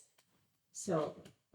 So you're suggesting take whatever the calculation is or whatever and kind of bolster the landscaping on the I'm perimeter? not even talking about parking. I'm just saying my primary concern in this area, because we are butting up against Gotcha. residential uses. the buildings will be very close. That there will be a lot of spillover. So you're suggesting evergreens then? Evergreens, Right. yeah, yeah, Okay. at the very Just least, and some, solid fencing works too. Okay. But the back- Although the backs of the buildings but at the end where, there are no solid. So there's a berm on the back side of this basement. So, That is a depression, right? yeah, Which people and on the back side, there's a berm. I mean, we could look at maybe a fence along that, Uh-huh. along that edge. Yeah. We, Can I ask a couple, just quick landscaping questions? You said that each unit is going to have a bathroom? yes. Okay, and is there going to be a property manager on site? So they have an office, their property management office is in Keene. Okay, so but not on site all the No. time? And I think what Steve was also talking about is, are there hours of use? So will this facility be available and open 24/7? I mean, that's a great question. I would be happy to, to come back to you. I think their That lease, could affect how it Yeah. fits into the neighborhood. yeah, I think their lease does spell out, hours of operation, just to be sensitive, but I'll get back on that. Yeah, and somebody talked about tractor trailer trucks not being permitted on Base Hill Road. Is that true? Yes. Through traffic. Through is not traffic. permitted. Through traffic. Yeah, but they can come from Route 10 to this site. Okay. Because there's Hills Construction over there, and there's the BMW or VW, and they have a lot of trucks Okay. to that point. Okay, and then you said that the back walls of those buildings will be about 18 foot tall. And in the photographs there, it looks like the roofs are flat. Is that what you propose? Yeah, they typically, I mean, they do flat and sloped roof systems. This is a more modern, looking building, so they would have, I do believe this one was. So you're proposing to build it as is pictured there? Yeah. flat. Okay. This is actually, I think, pitched, but it's very flat Right. pitch. Okay, it's like, Yeah. and then one more thing, you talked about having a forklift. Is that something that is 18 in the back. is there like a shared forklift that is part of being a tenant in this facility? There typically is not a shared forklift because there's not a dedicated unit for that. Okay. At the moment, so it would just be, if a business, has one, sometimes, they'll have one in their unit. Okay, thank you. Eric Tarrant, 131 Base Hill Road. I'm sorry. Eric Tarrant, Terrence? Tarrant. So just to go back to what, sorry, ma'am, I'm not sure what her name is, but, she was talking about some of the landscaping and putting evergreens and stuff in. If you can look at that building is basically from my house, 30 yards from my back door. And they're proposing to put in just regular trees at this point. Now, from 30 yards, now with the lighting, I do like the idea of having literally lights that come on with motion. I mean, I can sit on my back porch and I'm going to be looking at that roof with a light coming in my porch. I don't know. I mean, I have no idea. So I'm just saying, I think at least do something about that. I mean, it's literally 30 yards off my back door. So it looks like the lighting is to be inside of the building. Hopefully. Yeah, hopefully. It will be whatever the planning board decides or whatever. Okay. But But yeah, the rear of the building is gonna be about 18 feet tall and flat. Right. Okay. So whatever it might be, I'm just saying, it's basically like putting this place right behind my house and looking that way and that way is all I'm trying to get at. I mean, I just hope you guys are taking into consideration all of it. We do, but we Okay. also have to take into consideration that it's allowed. I understand that. No, I get it. I understand the process. I'm just, it's there. It's not your backyard, it's mine.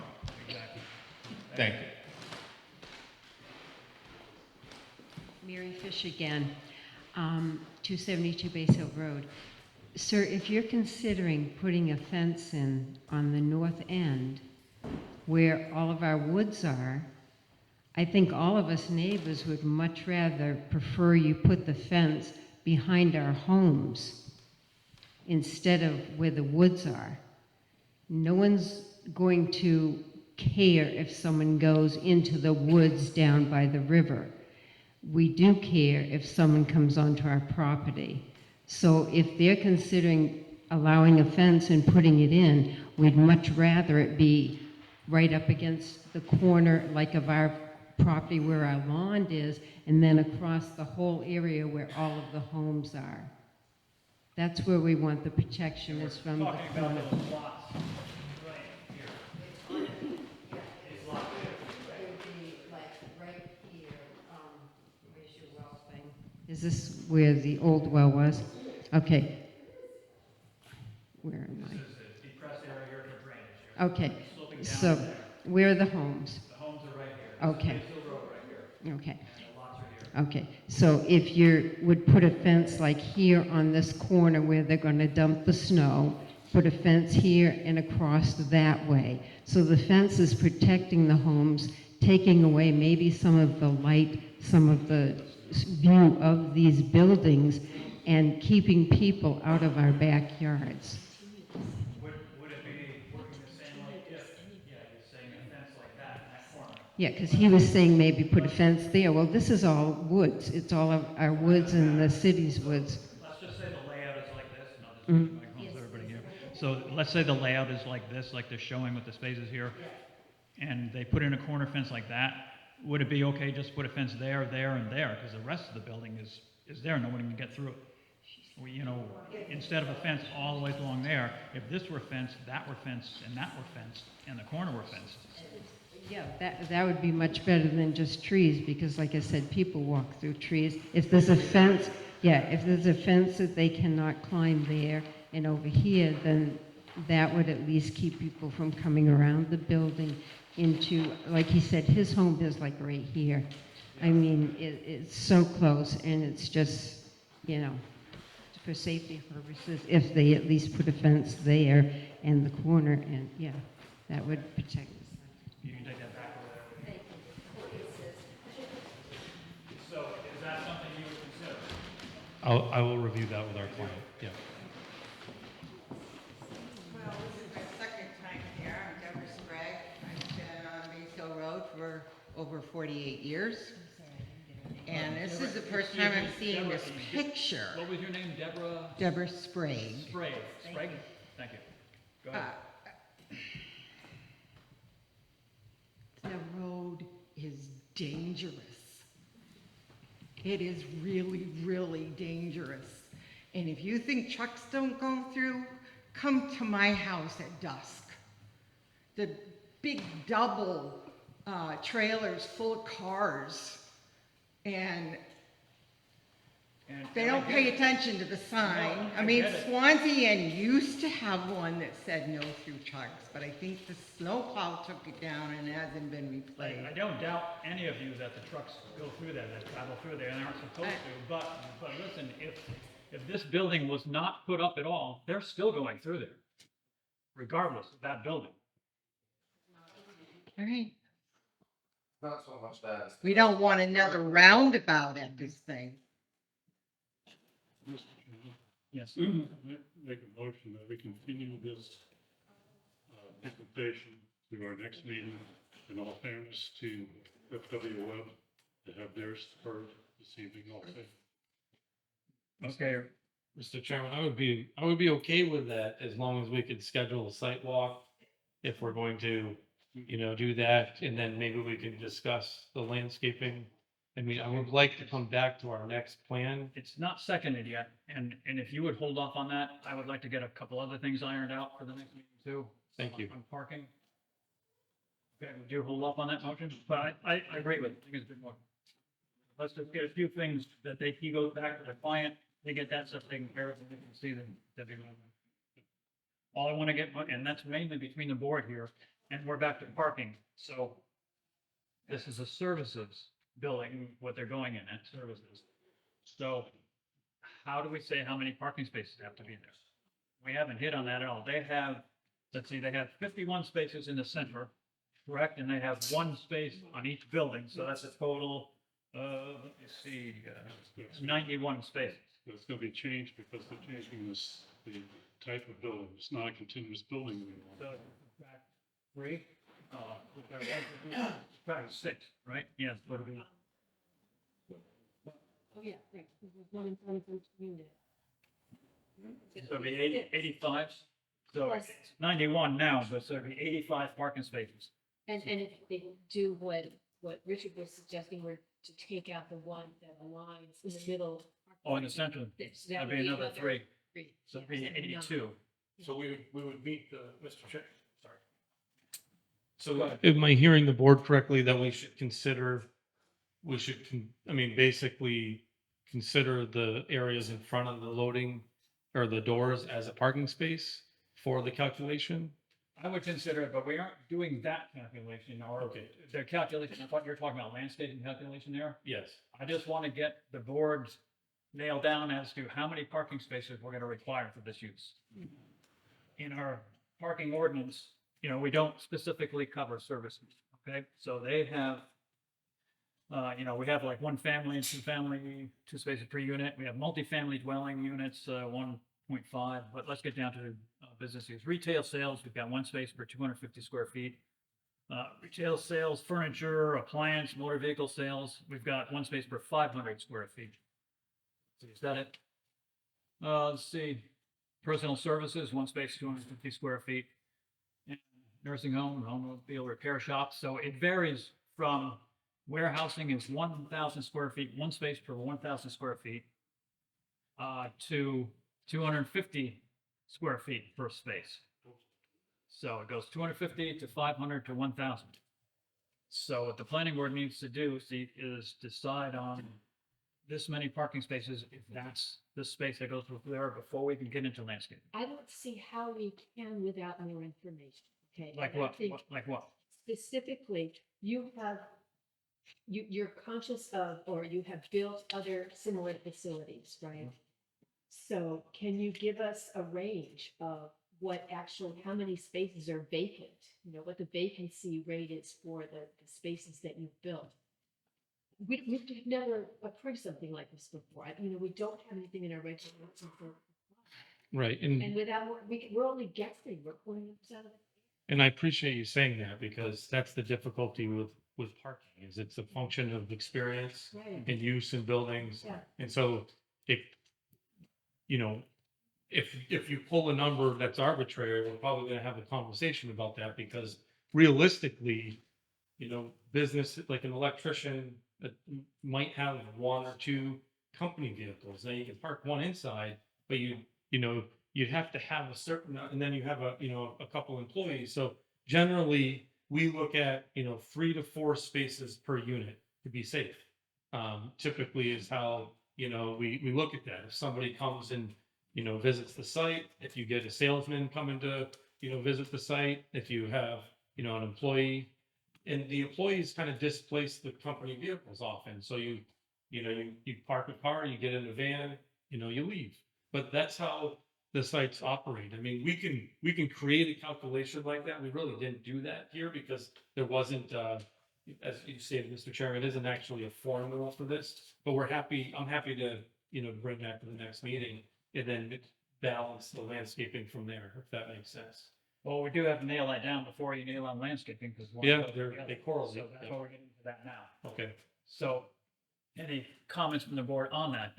Again, getting back to it, it looks like they're going to have, 82, I think. If it's configured like that, it looks like there will be 82 spaces. And how many units? And let's see, the units will be 1, 2, 3. So it's take out 6 units, it's right? 34 units, I think. 34 units. Yeah. Okay. So this breakup of the buildings, what is the total square footage going to be? It would be 62,000, I believe, is the new total. Okay, so 62,000, and we need 1 space per 1,000, did you say? I'm saying that's for warehousing. We can go from 1 space for 250 feet. Let's see, this is square feet we're talking about. That's for retail sales, which this is not going to be. But I'm just giving that as an example. 1 space per 250 square feet. Let's see, like a furniture appliance and that, it'd be 1 space per 500 square feet. And for warehousing, we have 1 space per 1,000 square feet. So it's somewhere in between that this is going to be. So if the board decides that the 82 parking spaces are enough for that facility, then that's what we go by and we continue. That means 2.5, basically 2.5 spaces Well, that would per come out to unit is what per it unit. comes out to. Yeah. And that would be adequate because they could park a vehicle inside if they had to. I mean, that would be adequate. It would surprise, I would be really surprised if people use that real estate for parking inside. Is that really a use that? Oh, yes, people yeah. do that? A lot of these, in fact, a lot of the electricians and plumbers, they do that for security reasons, because a lot of their tools and equipment are inside. Everything. And they also do it because of winter, so Okay. they can Are show heated? up. The spaces are all heated, right? The whole. Absolutely. Yeah. Yeah. Okay, so what I'm guard against is having no place to put a car or vehicle, right? So there is, it's not like there's any street parking. The worst thing that could happen, there's too many vehicles in here and no place. Well, What happens that would impact your ability to lease the space. I mean, if you don't have the appropriate amount of space, then it ultimately impacts your ability to market that as, Yeah. rentable space. So we can certainly, there's no space on Base Hill Road. No. for overflow parking. No, they're gonna do that, Yeah. basically. Steve, you had something to say?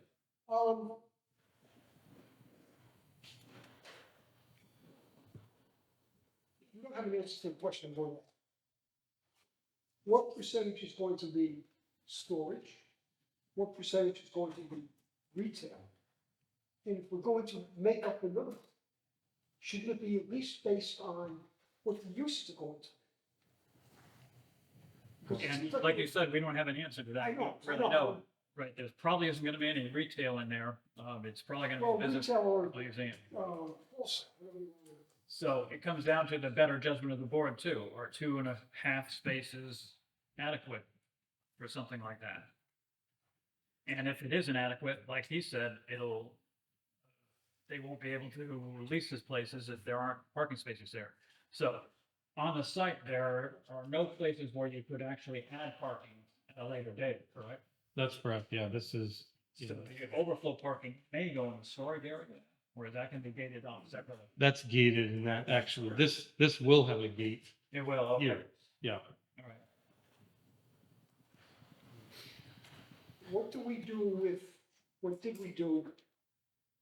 I wasn't here then, when Market Basket was built. They had a certain amount that is retail, square footage that is retail, and a certain amount that is storage. Well, we knew what that was gonna be because it was planned. Yes. This you don't know. Multi-tenant can change all the time.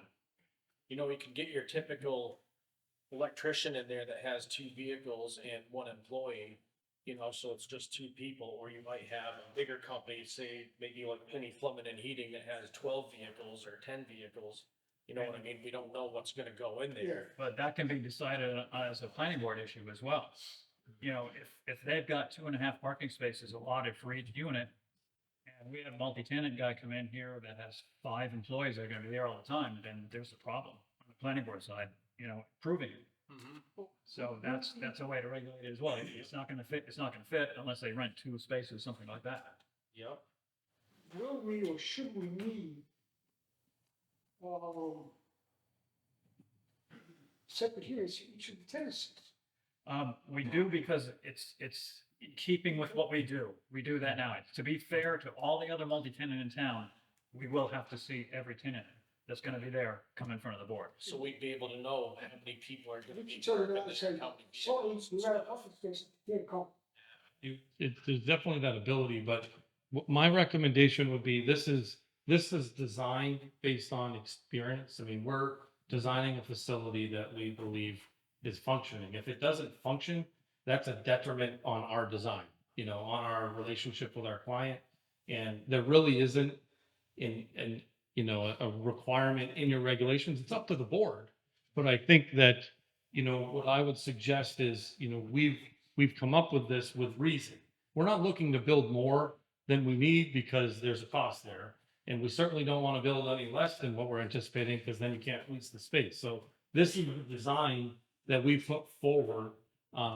I would request, Mr. Chairman, that we carry this forward, and we'll do the landscaping calculation based on this plan. And if the board wants to see that area internal, then we'll just design it there. What area in terms of? Meaning the per parking space calculation.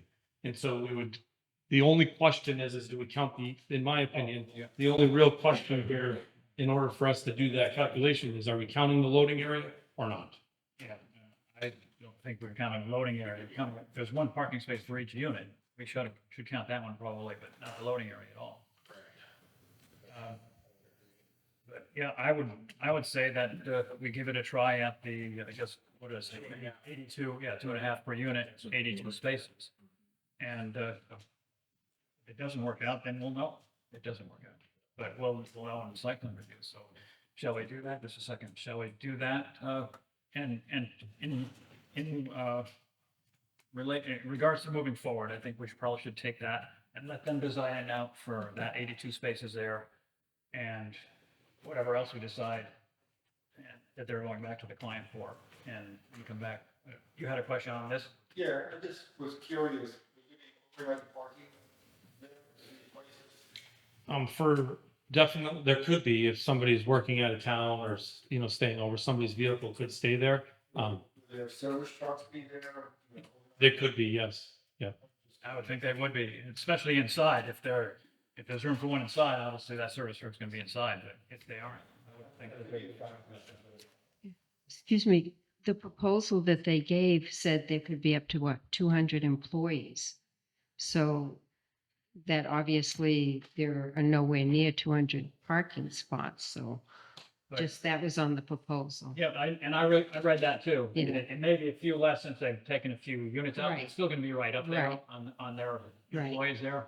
Yeah. But the thing is that the way it's designed, by the looks of the design, most of those employees are not gonna be working there. It's not like a manufacturing plant where they're all gonna be there. They're gonna be out in place. So what do we want from the applicant? We want them to calculate the interior parking, correct, or landscaping for the parking. What else were you going back for? Traffic, we're looking at traffic too. The city team was talking about traffic, and there's been a lot of traffic up there. I'll have a traffic study done. Traffic study done. Okay, what else would be helpful if you had figures from other units like that, that you could put in with the traffic study is one thing, but other figures. We also need to schedule if we're gonna have a site walk with the Conservation Commission. And we need to decide that on a date for that. Was he gonna ask about the fence? Thank you, yes, thank you. Yeah, fence, hours of operation, I mean, Yeah. there was a number of notes about tasks for sure. Okay, and you've got them all? Yes, yeah. You're sure that you have them all? And I'll be reviewing the minutes too. Okay, then, they were gonna, I got pages. hours of operation, you're gonna check that too, right? Yes. Okay, thank you. Sidewalk, what's a good date for a sidewalk? Anything for you? Your soil scientist is gonna be there, so. Yeah, This weekend. You wouldn't suggest this No, weekend, okay, no. thank you. Preferably not weekend days if possible. During the week? During the week would be better. Yes. Jeez, who else? You can't make it during the week, I know that. That's okay. I know the area. Just Okay, then let's see if we can nail down a date for a site. We're happy to do it. Basically. Before, yeah, kind of what we did with ZBA, go to a sidewalk and say 5. Oh, and then you can go for 6. probably not, the way these meetings are going. Right, let's have a separate sidewalk. And you're saying during the day, weekday? Yeah, I mean, we're flexible, but just out of courtesy for my employees, if we can not work on the weekends. Oh, yeah. You don't want to do that. So, let's see. Next week, let's take the middle of next week sometime. The weather's supposed to be good. Hurricane is out of the way, correct? Hopefully by then, yeah. So, you want to say Wednesday? Let's say Wednesday at noon, so or 1 o'clock, 2 o'clock, in the afternoon sometime. Are you gonna be down here anytime next week, anyway? I generally work out of the Keene office. You do anyway, okay, so you're here all the time, so it doesn't matter. So, Wednesday at, 1 o'clock work? Check and bring the sandwich. I don't know. What is the actual date? It's the 20th. It's the 20th of September, 1 o'clock. And we will meet down there at the storage facility there, correct? Everyone? Okay. And that's when the site visit will, be. We're doing 2.5 spaces. We are, yeah, and we're gonna let them do the calculations for the landscape and all that to that 82. It's gonna work out to 82, I think we thought, but whatever it works out to, that's what they're gonna calculate, back to the drawings later. Anything else we need to have them? Will we notify chair, conservation committee chair? They will be notified, yeah. Julius will take care of that.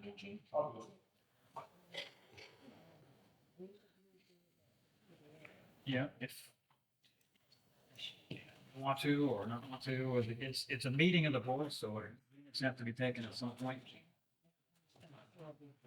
Okay.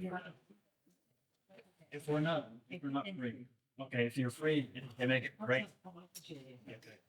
We'll coordinate it that way, I think. Thank you. Okay, so Richard, would like to make your motion then that we table this matter, or actually we'll continue this public hearing. Make a motion to continue this hearing to our next scheduled meeting. Next meeting? Yes, next scheduled meeting.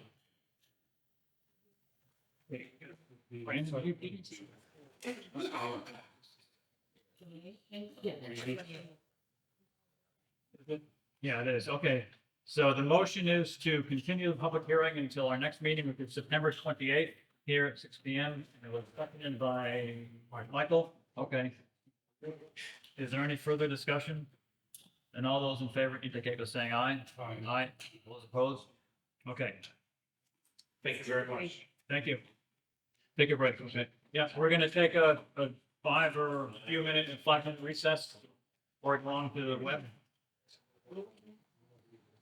Yeah. Okay. 7 minutes, 10 minutes.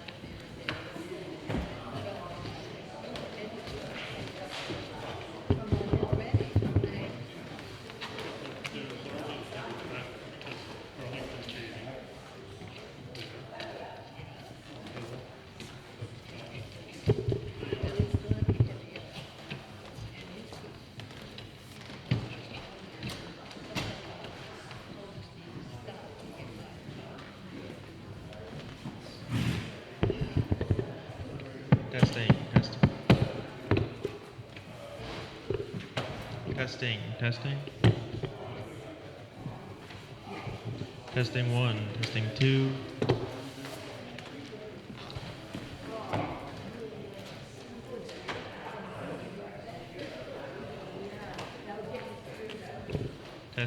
Testing 1.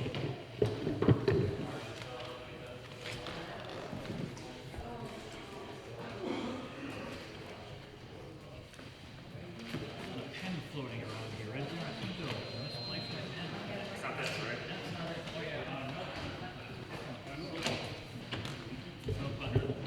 Testing 1.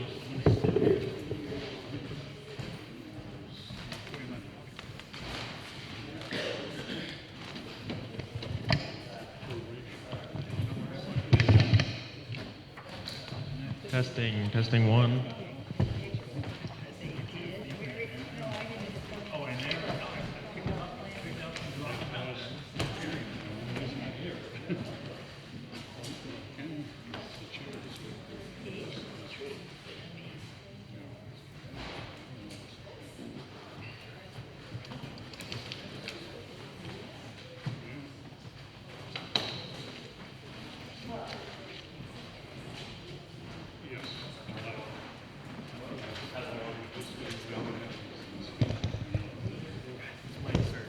Testing 1, testing 2.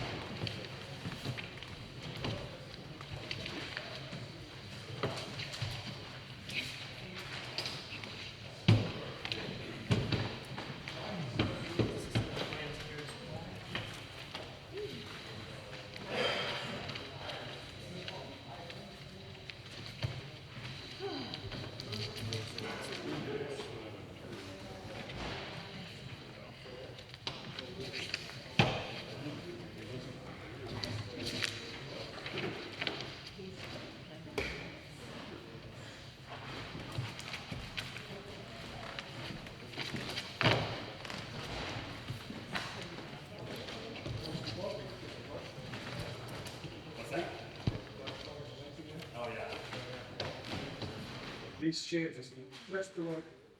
I got it off, right?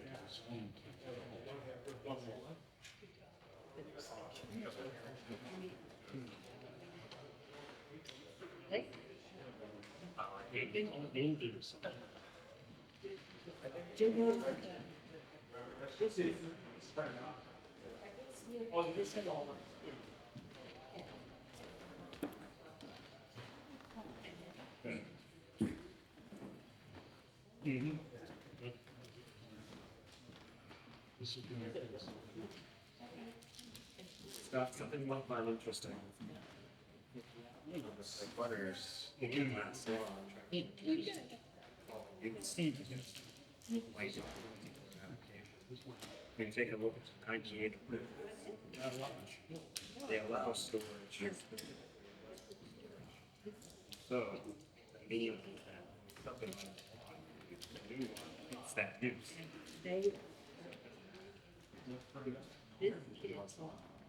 Yeah, they call it because at that point, they did not have self-storage.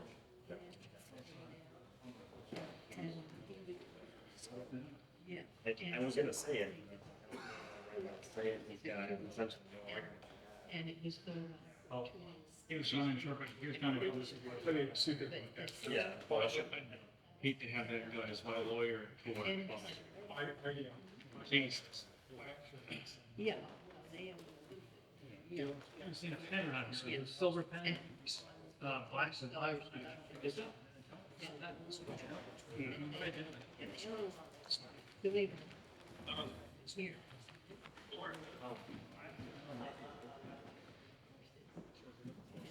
You wouldn't see it. No, over there. You know that you have. Oh, yeah, excuse me. You think it's right? Through it, that's right. Maybe you should have. I was just curious as to what's happening. Yeah. Right here, so I'm sure this video. Oh, is it in your notebook somewhere hiding underneath? Yeah, I felt everything there. I got a regular pen instead of a Sharpie. I'm just curious.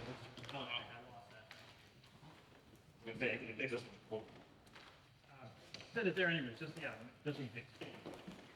Maybe I'll lose that instead of. Find the other one. Kate? How did we park? I don't know, but we're getting Point out the one by stock. Oh, I found it right there. It's in my notebook. All right.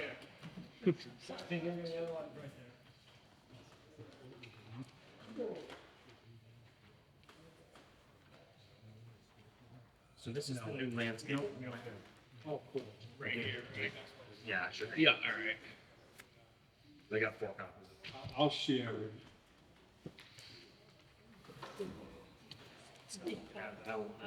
Yep. Victoria, this is the new landscaping plan. Well, too. Someone.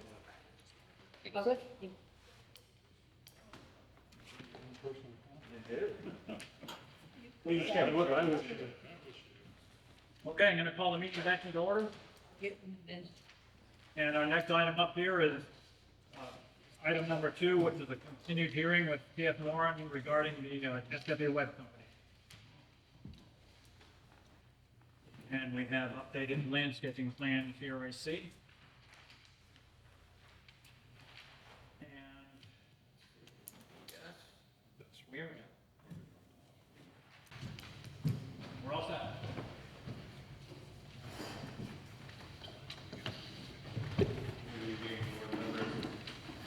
Matt Ruth here from TFMoran.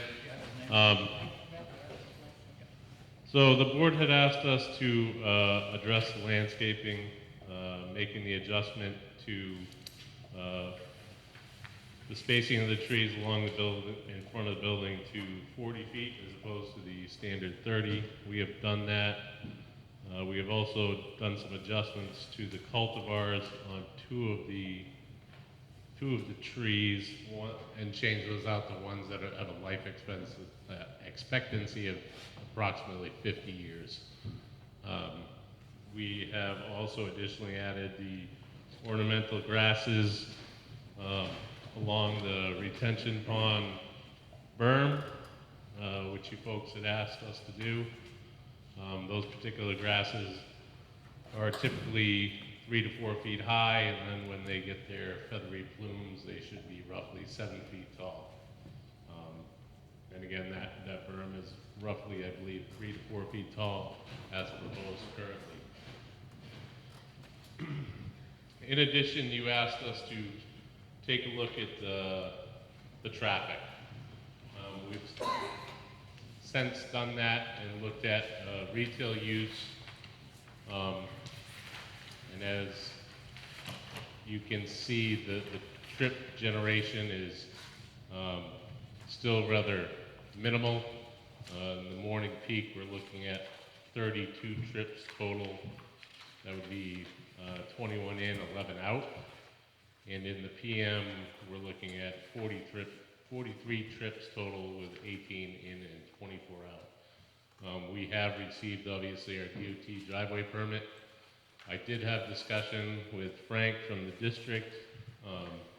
He didn't have any concerns because we did not hit the peak 100 trips in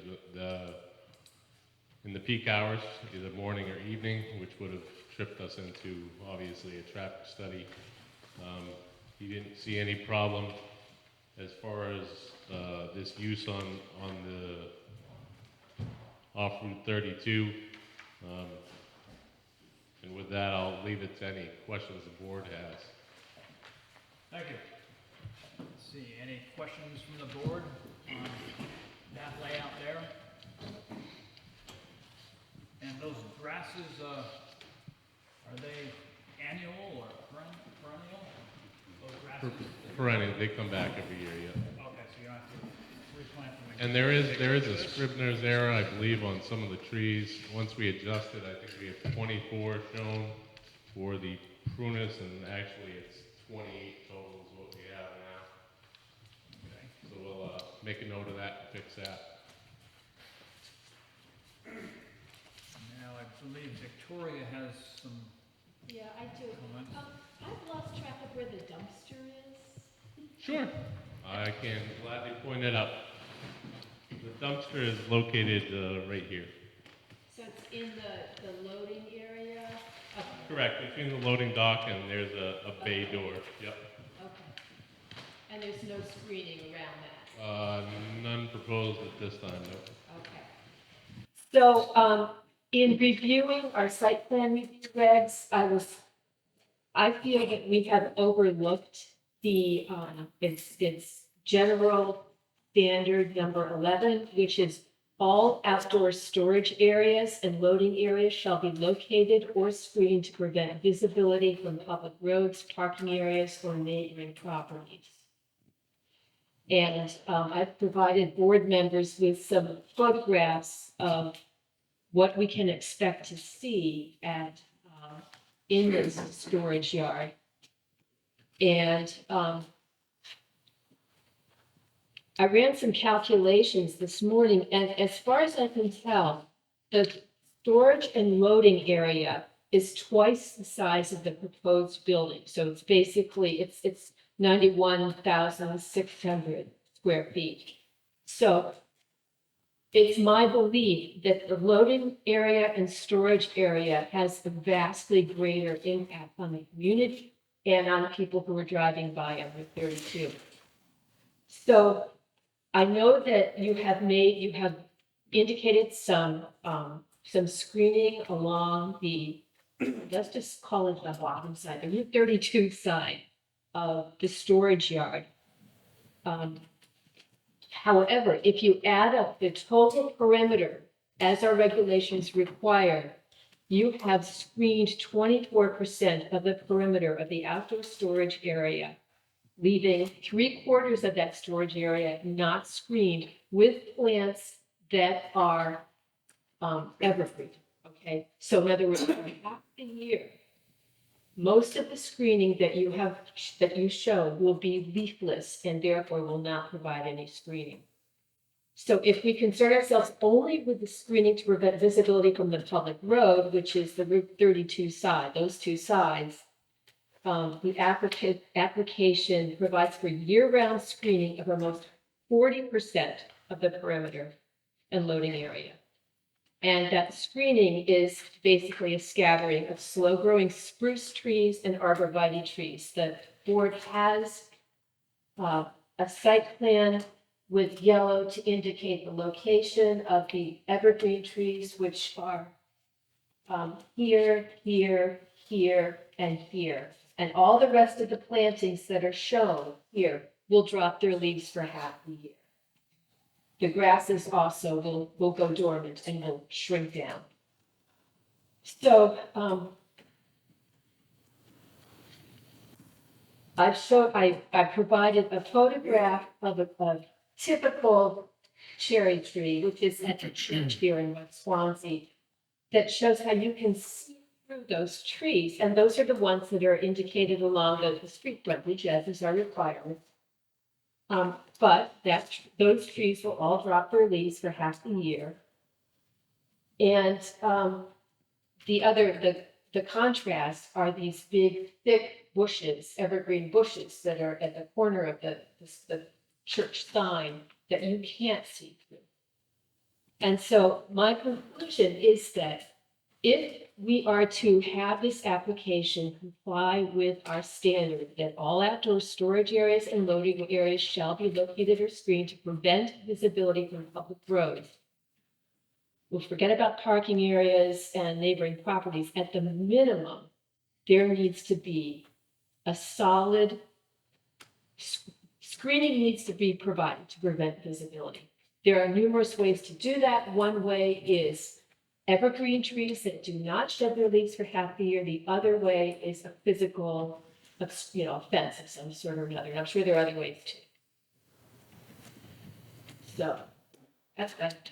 And you're proposing those where? Along the road in place of these trees? I think the best approach would be, if you look at the this chart that I gave you, if evergreens were to be along the yellow areas with the ornamentals planted in front of them to soften that wall of evergreen. I think the ornamental selection is very nice. However, it doesn't screen for half the year. And many of the shrubs that are indicated here are only at the most 6 feet tall.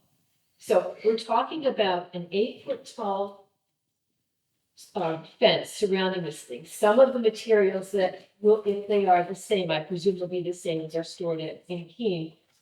These double stacks of, 2 pallet high stacks of fuel tanks are 10 feet tall. So it's entirely possible that the material stored in the yard is going to be even higher than the 8-foot fence that's proposed.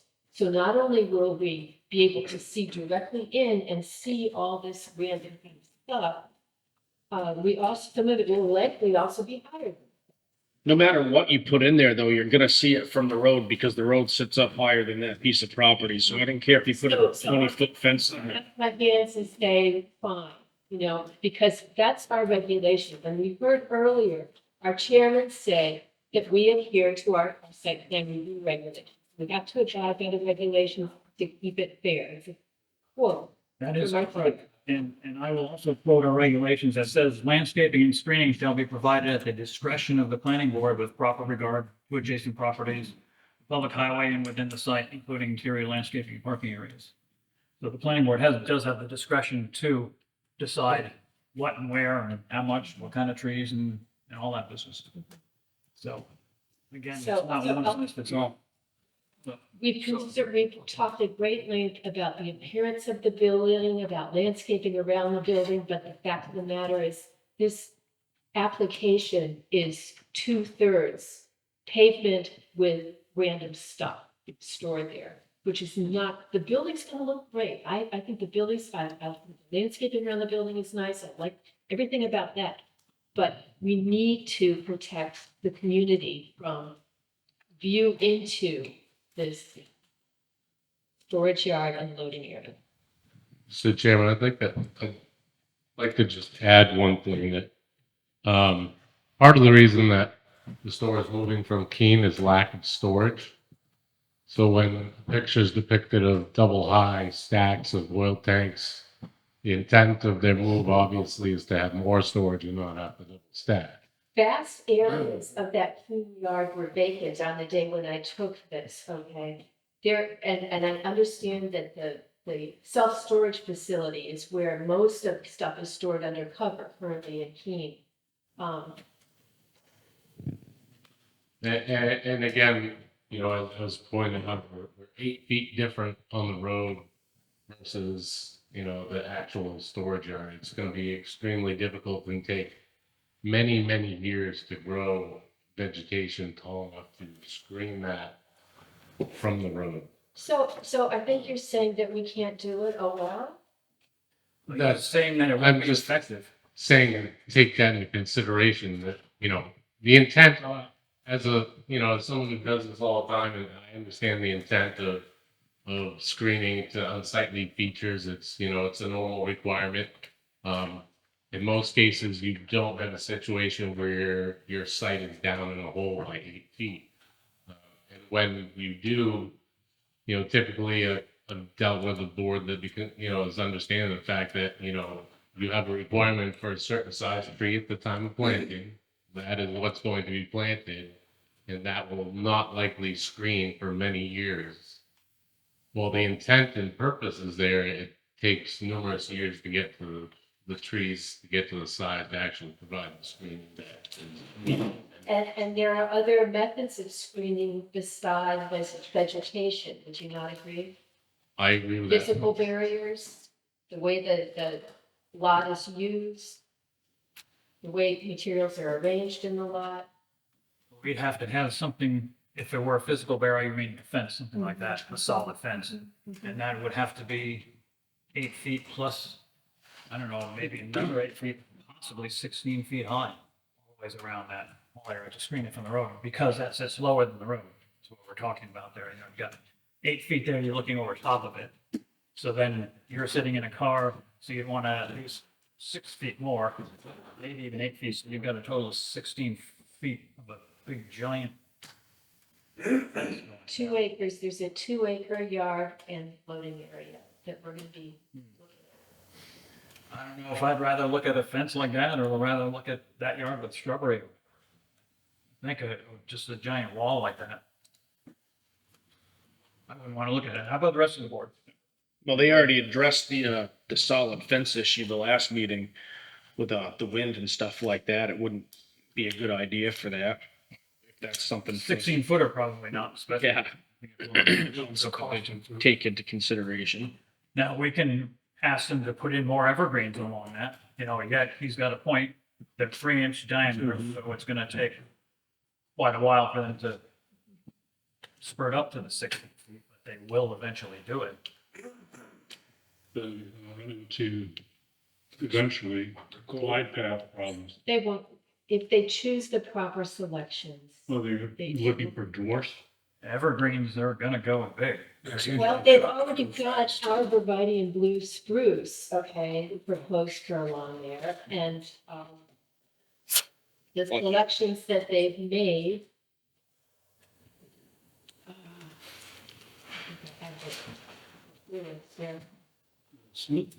Okay. But I'm giving you the finished height. Let's see, the spruce that they're proposing has a 30-foot height at maturity. And the variety of arborvitae that they proposed has a height at maturity of 20 to 30 feet. So they've already selected varieties that will not cause problems in the future. So for them to put more of those in, I think would be a service to the community that elected us to serve on this board. And if we were to do that, how many would you suggest? I would suggest to put them, let's see, with arborvitae, they have a 9 to 12 foot spread at maturity. So I would say ideally, they would be staggered as they are in this corner. So it's sort of like this kind of a zigzag situation close together. Because as you know, the depth of one tree doesn't provide much screening, but a staggering of trees does. So I would advocate for screening the entire, if you look at the handout that I gave you, across the front, beginning on this side of the drive-in, evergreens along there, and any area where there are not currently evergreens, all along this face of the building. Down to where they show the trees here you're talking about. In the right trees in there. the corner, yep. There. Mhm. Now, what is that dotted line right there? That just denotes pretty much a storage. That's where your storage That's is. truck and dirt road. So it's not a fence, it's just designates where the storage is gonna be. Yeah, they give us a acreage for that, it's 1.3 acres, and then the balance of the loading area is an additional, adds up to be a little over 2 acres. So would you be in favor of substituting these trees for the spruce and arborvitaes? I see you have a bunch of different trees there, a lot of different shrubs, but look, you got. They're mostly shrubs. You got spruce there. Let's see, these are the spruce, 1, 2, 3. Those are the spruce, what are those? Right, arborvitae's right there. There are 10 spruce and 9 arborvitae shown across that area that I'm describing. So what about making them all spruce and arborvitae is what you're suggesting? I'm suggesting increase the number of arborvitae because it's a dense conical shape that has more green to it year round. And replacing some of these other trees, shrubs. I would say put the arborvitae behind those of the shrubs that they are picturing already. I think the 2 layers of shrubbery, of shrubs and trees is a great approach. It'll be very attractive and it will also accomplish the function of screening. What are your thoughts, Larry? Yeah, leave the deciduous, but add the other. I mean, I think, again, it would make sense if that's what the board requested, that we switch out some of these for evergreens and, minimize, obviously, the expense of shrubs that are not going to provide the screening that the board would be looking for. The intent is to screen the storage yard, then by all means, we will screen the storage yard. To double up on vegetation for no particular reason or requirement seems a little, I guess, above and beyond than what's necessary. Double up, you mean by double up, adding to what you already have here with the other? Correct. It would be the preference to switch it out to create the screen that. That would be fair. That sounds good. That would be fair. Do So that. remove the spirea and the forsythia and replace those shrubs with arborvitae or spruce. And they've got a couple of cone maples in there too, which can be replaced. No, I wouldn't remove those. You go around. Well, then they can stay there and the arborvitaes can go around them. You're not gonna put arborvitaes right with those trees then, correct? Well, you can with depth, but, again, it's a double up on it. It's like he was saying, and he's actually correct. We're asking for screening, instead of making a double screening there, you want arborvitaes, then take those trees out and put arborvitaes.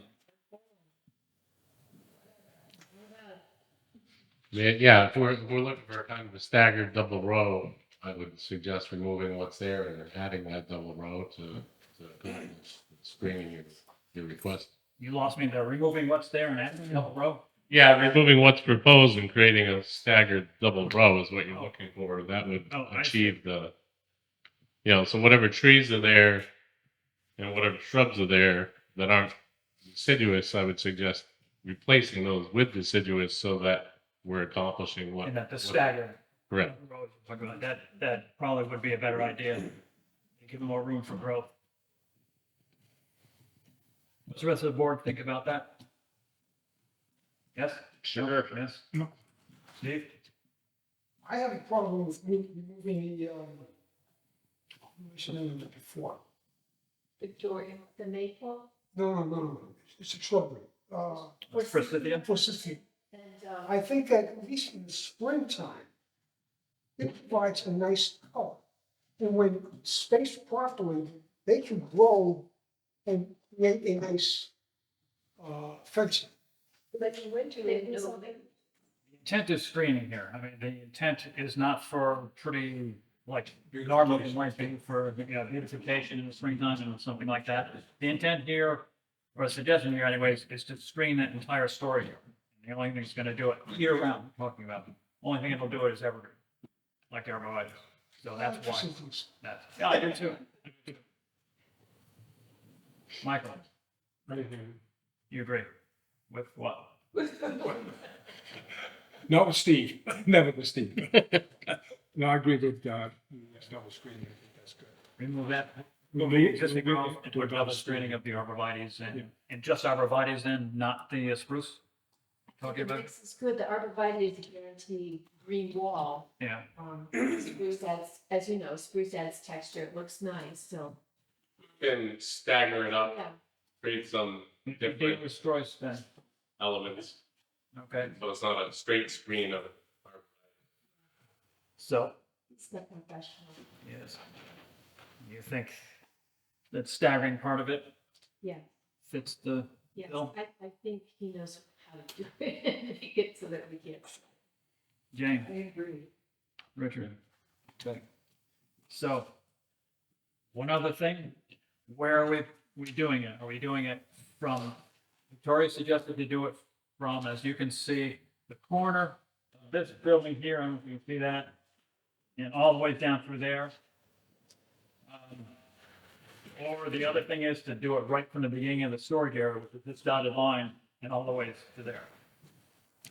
I think it makes sense to do it right from the beginning of the storage area rather than just that little dinky area and then carry it down to there myself. That's just my opinion. And then leave some of the other nicer trees, like he has it right there. Yeah.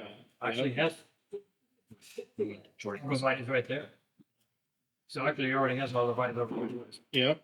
I would think There's there's one there. No, it isn't. The sugar maple is there. So, what do they do? Inside of that drive. Right. No, that's a Yeah. turning area for the tractor trailers. Like, Mike said, from the eastern side of the driveway. Right Yeah, there. At the beginning of the storage yard. Right there, all the way here to there. The regulation says storage and loading area, which means we need to include that. It does, but they also say it's the discretion of the planning board. That's what we're doing here. We're trying to Expression. be discreet. No. We're deciding where it should go.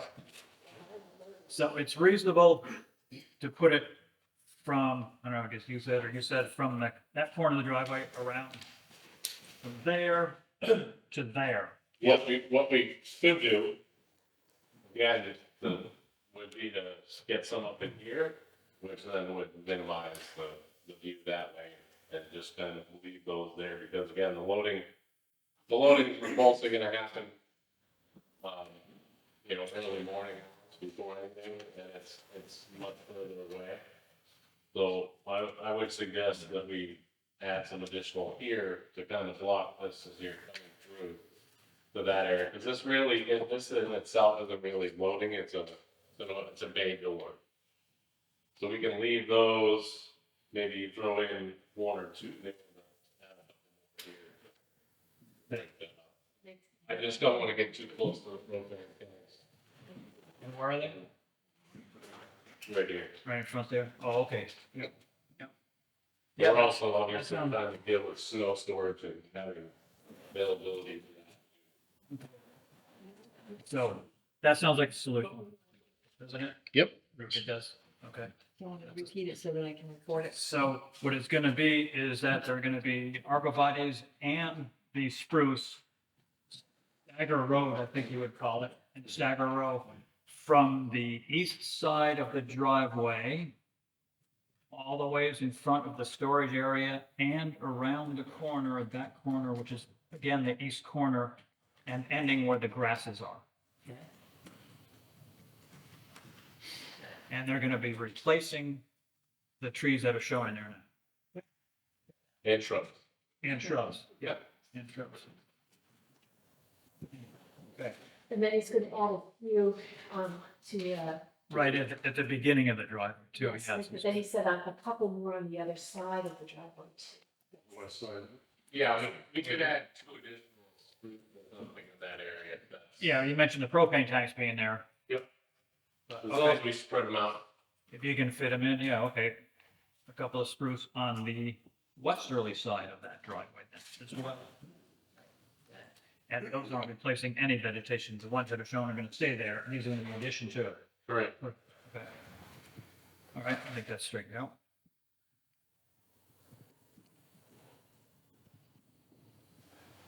Okay.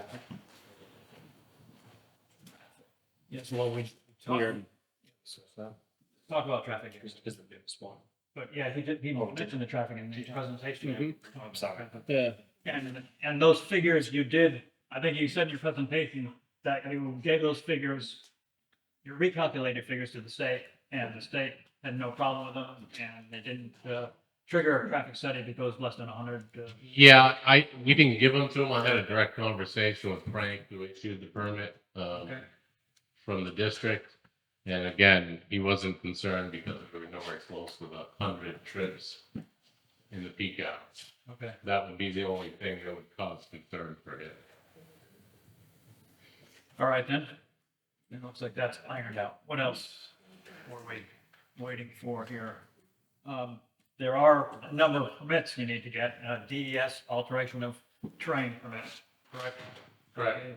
And the New Hampshire DOT access permit, is that pending or you already have that? We have, we're actually supposed to be getting an amended one because we actually opened the road of the drive a little bit to accommodate trucks better, so make this base an updated one. Okay, so it's still, we'll say it's still pending. Sure. Pending, New Hampshire DES sewer discharge permit, We have that pending the AOT. pending, okay. FAA permit, I believe we're clear on that? Yep. you're clear on that now? Yep. Oh, they were last time. Oh, okay, it didn't look, the letter that I saw, it didn't look like it was clear on it at all, I guess. Resolve that, okay. We're locked in for height. You are locked in for height. DES public water system permit, We do not meet the threshold of 20, 25 plus, so. Okay. Well, all right, so we won't be doing that one. Let's see, EPA construction general permit, that'll happen at the time of it. Corps of Engineers, New Hampshire general permit. Yep, that'll be at the time of construction. Okay. Those are all the ones I can think of. Anybody else? So, are we ready to make a motion? If we do make a motion, it has to have any conditions which would be, oh, yes, sir. Is it public, available to speak to this one? Yes, yes. Come right up.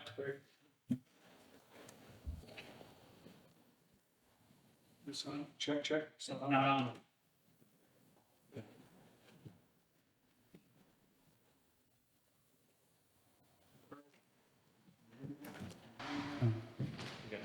Check, there you go. Mr. Chairman, for the record, Jack Franks, Avenue Development Group here tonight. I've got a letter to read into the record, and I'll give it to Julius for the record afterwards. It was originally set for 8/24, but I've added 9/14/23. Dear Mr. Self and members of the Planning Board, I'm very enthusiastic about the plan by FW Webb to locate a distribution facility in Swanzey. This would be a great addition to Swanzey, and our workforce housing development on Route 10 could provide housing for some of Webb's employees. I'm writing to encourage you to provide the same level of architectural and aesthetic counsel to FW Webb as you did to the 2 Avenue Development Group projects that the board reviewed in 2022 and 2023, ensuring the rural aesthetic character that was applied to our developments. During the public hearings for Avenue Development Group affordable housing projects, board members made note that the visibility of our buildings to the traveling and local public. The proposed location of FW Webb is very open and highly visible location, thereby impacting the neighborhood. As I reviewed the elevations provided in the packet, it became apparent that the proposed building has a roof line with a very minimal and almost imperceptible pitch with no architectural elements along the exterior of the building that would make the building pleasing to the eye and to the viewer. I encourage and request that the board provide the same review standard and the same design requirements that were provided and imposed to the 2 Avenue Development Group affordable housing projects. All of these are considered commercial buildings, and the same requirements imposed on us should apply to every commercial building in Swanzey. As an example, the schools are no closer to the applicant's proposed location than the Homestead Mill is to the Swansea West Workforce Housing Development Project. There are no other buildings with a minimally pitched roof closer to the proposed location than the buildings with a flat roof, more and Amtech Powers generator, etc., are to the Plainview Senior Housing Project that was recently approved. If the board does not provide similar counsel to FW Webb and require the same from them in any other commercial building development in Swansea as it did our 2 developments, it will further support the contention that Avenue Development Group's affordable housing developments were treated in a discriminatory manner and singled out because of the type of housing being provided. Respectfully submitted, Jack Franks, President and CEO of Avenue Development Group. Thank you, Mr. Franks. You got it. Anyone have any comments, Mr. Franks? Any questions? Someone have a- Pretty self-explanatory. Okay. Having heard that letter, does anyone want to address the roof structure on this particular building or any other one in Swansea? This time. No, this time, okay. So, yes. I just have a question about the storage yard. How, is there gonna be a limit to how high stored materials will be in that yard? That'd be pleasant. I don't think there's, I don't think we have anything in stone. I think we should condition. We can put a limit on. Let's put a limit on. What are you suggesting? It should not exceed the height of the fence, which is 8 feet, right? Let's see, let me take a look at your pictures here. And some of the piping storage racks are, they appear to be like at least 12 feet high, maybe 14. I don't think we should limit it to 8 feet. That's kind of short for storage. 12 feet, how about, I don't know, I'm thinking maybe 10 feet in that area there. What's the rest of the board think? If we put a limit on it at all. What? Can I ask a question of the representative? Oh, go right. The current racking that you have in the key storage area, what is the vertical per tier? Do you know that off the top of your head? For the record, Jamie Anderson, with Bailey Construction. As far as what's at Keene right now, I'm not exactly familiar with the height of the racking. Typically, what Webb would also have is some outside cantilever pipe rack, which would generally be up near the proximity of the building. I think it's typically about 16-foot uprights would be, and it would be stored on cantilevered arms out off the racking. I guess my question for you guys is there a bylaw on the height allowance of storage? If it's not screened? No. Okay. The planning board can still stipulate. Understood. Yep. But getting back to that, what is the standard rack height? You're talking about the cantilevered pipe racks. Yeah, so the uprights would be either 16 or 18 feet. 16 to 18 feet high? Yep. That's pretty high. But kind of makes all the landscaping. Until it grows up, but you know, we just hadn't put that landscaping there so it'll hide that type of stuff. And we probably shouldn't limit them to 8 feet if we're gonna expect those bushes to grow 20 feet. Yeah, we just said some of the trees were 20 to 30 feet, so. That right too, but I don't think you're right. No, but that'd be a, quite the forklift. Should we, seeing as how we had them do that, should we limit their rack storage to what, the 16 feet? You're talking about standard 16 feet, Yeah.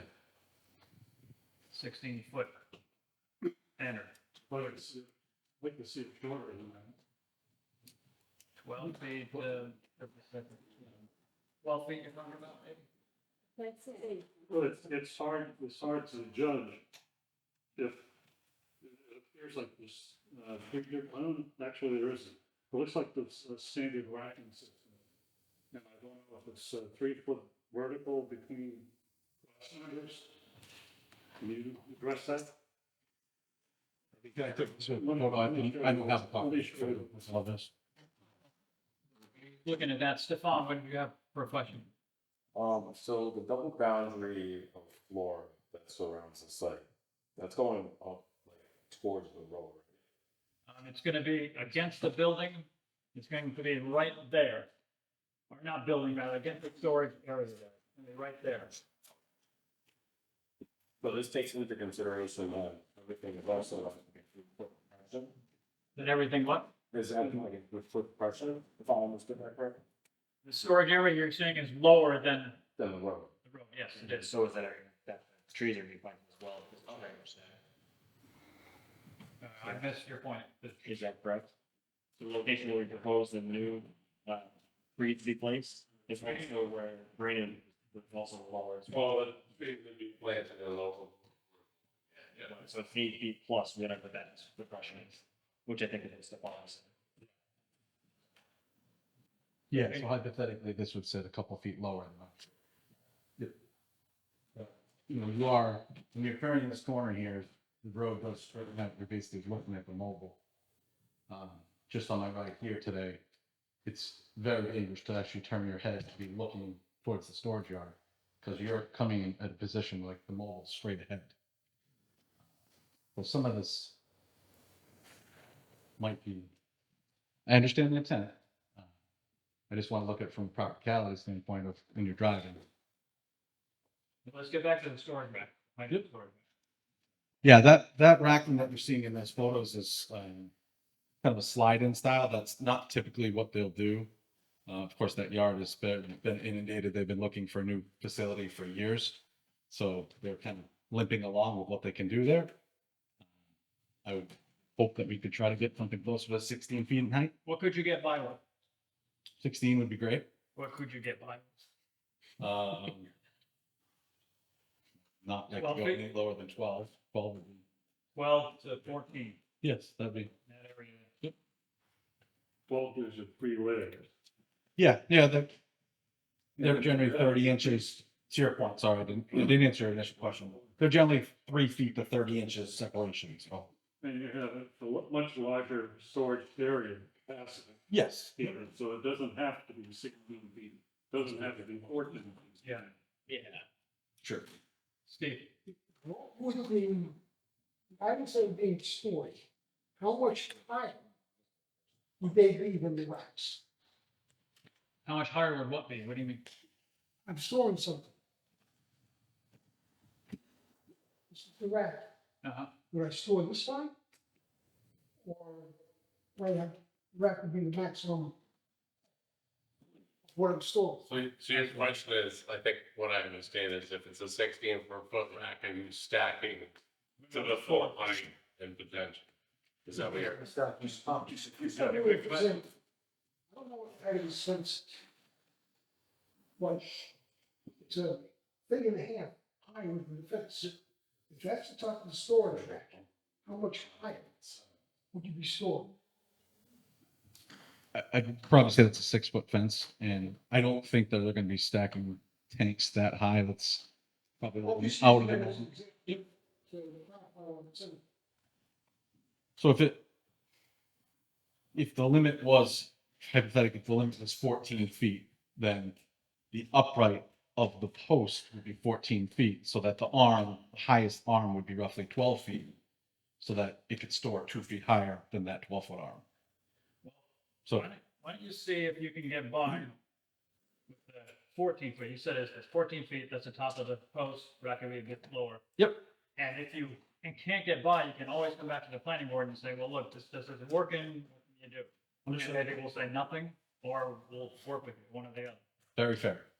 So, let's say working, Pete. May I put a note, can you lay out the schematic as to how you would be storing, or what you would be storing with the rack? What I'm getting at is, show us where the racks are going to go in that particular storage area, so that we can get a better handle on what you actually need. Generally, we would put some of that racking over here behind the building, so it'd be up against the building. I know that this grade mat drops fairly significantly right here, so we're probably not gonna utilize that space. But it would be outside this 150-foot line, and there'd be maybe a line here and kind of a double side, so the forklift would go in, load it, and then back out, load the truck, that deal. So it'd be towards the back of the yard. They probably wouldn't do it in the front. It wouldn't all be racks then, is what you're saying? Not at all. No. Unfortunately, I was just in Lewiston, Maine today when we were about to turn over a store, and they were loading the yard. And I wish I had taken some pictures. I took some pictures, but not the actual product to show you kind of.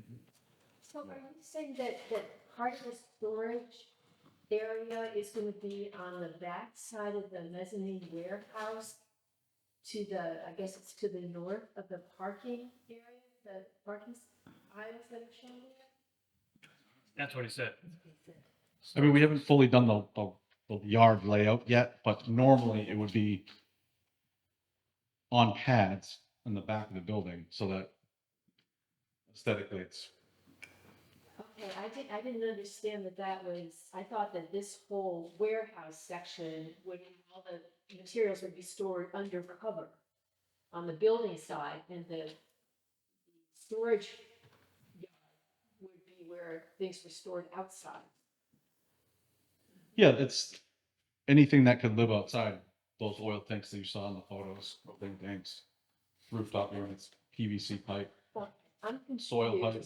I'm confused, okay, if we delineated on the plan that this is the area that's to be the outdoor storage area. Yes. Right, and this is to be the area that's the loading area. Truck, You're saying truck. This is also going to be outdoor storage area? Well, what I had said is generally we would put a concrete pad here with the racking behind it. But in this case, this area's, the grade change is significant enough that you'd be too left to right to load anything onto it. Okay, so you're not going to use that as an outdoor storage area, is that what you're saying? Because of the grade? Yes. Yep. There's something specific that you store there. You pick that area out, you know, that you put a pad there, something. In this particular project, it's not going to work because of the significant grading. Okay, so all the outdoor storage will be limited to this area, correct? That you depicted as your outdoor storage area. Yep. And then there's a will call area here, for example. So a contractor, something that would get loaded, the forklift would meet them here. It's a loading area, but not to say there couldn't be storage against this back wall here while it's waiting to get picked up. That would be a long-term. Correct. That's the same way that this space is to be. Yep. You had a question? Mark Scalera, I just want to point out, that the controversial below, the 332 further this way, and coming here today, I made a point to kind of spot where this building would be. Now granted, we couldn't see the brush because it is down off the road. But when you're coming down 32 here, you're actually coming down a slight grade. And from Wheeler Lane, which is approximately half a mile away, you can see this field, this is things. Through the airport fence, you're looking through the airport. No, you're not even looking through the fence. No? Because you're looking Are you looking adjacent, above the fence? adjacent to the fence or over the fence. I can't, the fence was not in my view. I saw the fence over here, and that helped me spot this location from that half a mile away. So there's nothing hiding this side from Route 32. I just wanted to point that out, because you're talking about all the, trying not to hide it. You're not. It's a big building and it's an open. Yeah, you'll never hide it. I just want to point that out. The only other comment is, the traffic studies, you know, there's always the study just about what the impact of this property will be. We know there's a lot of other activities going on Route 32. You know, it's like the studies never include everything, right? Yeah. So that's always the other thing. As far as the building, God, it made it look like a barn, it made it a lot of people. Okay, thank you. You're welcome. To answer that, on the backside, is there any possibility of growing that ornamental grass along that back edge to help? We've already sold out ornamental grass along the back. The problem is we're pigeonholed between the edge of the storage and the basin. Obviously, we can't plant in that basin, and we also can't plant over here because we're taking extra runoff from 32 that's coming down and out. So we're limited in where we can plant on this side. And again, we did put grasses that are on berm that's already, I think, 3 to 4 feet high. Grasses, again, will be during growing season 3 to 4 feet high and higher, depending on, you know, the plumes that grow off them. They could be up to 7 feet. But again, that's a limited area of maybe only 3 feet in width, and you really can't stick a tree on a, you know, platform with 3 feet of width. Let's get back to that height. Sorry. We're talking about 14 feet, I think. And then 14 14 feet doesn't work for them, they can come back to the planning board for a modified site plan and tell us why they need more or less. We take less too. So, what else do we have? I think that we've got a lot of permits there. Let's see, if it were to be passed for the motion condition would be that the landscaping has to be modified to have arborvitae's replacing the shrubbery that's already shown there now. And that is administrative. The land use office can see that it's on the plan and pass it that way. They don't have to come back for a compliance hearing. Let's see, the height of 14 feet for the storage racks, that's a condition that you don't need a compliance hearing for, that I know of, because 14 feet or it's not. Let's see what else. I think the only other conditions would be the permits that they have to have. So let me name those off as well. Again, these are all administrative and don't require a compliance hearing. So New Hampshire DES alteration of constraint permit. New Hampshire DOT access permit. New Hampshire DES sewer discharge permit. FAA permit. Hold on a second, can I not type it fast? What was that for the DOT access permit? DOT access permit. We had New Hampshire DES sewer discharge permit. Yeah, subsurface. Subsurface, is that what it is? Septic, yeah. Okay, subsurface for the septic, yeah. Yeah, not discharge, there's no, you're not going into the system. No pumping. Okay, subsurface discharge permit. Okay, got It's a regular septic system, is what Yep. that means. Yeah. FAA permit. EPA construction general permit. Okay. And Army Corps of Engineers general permit.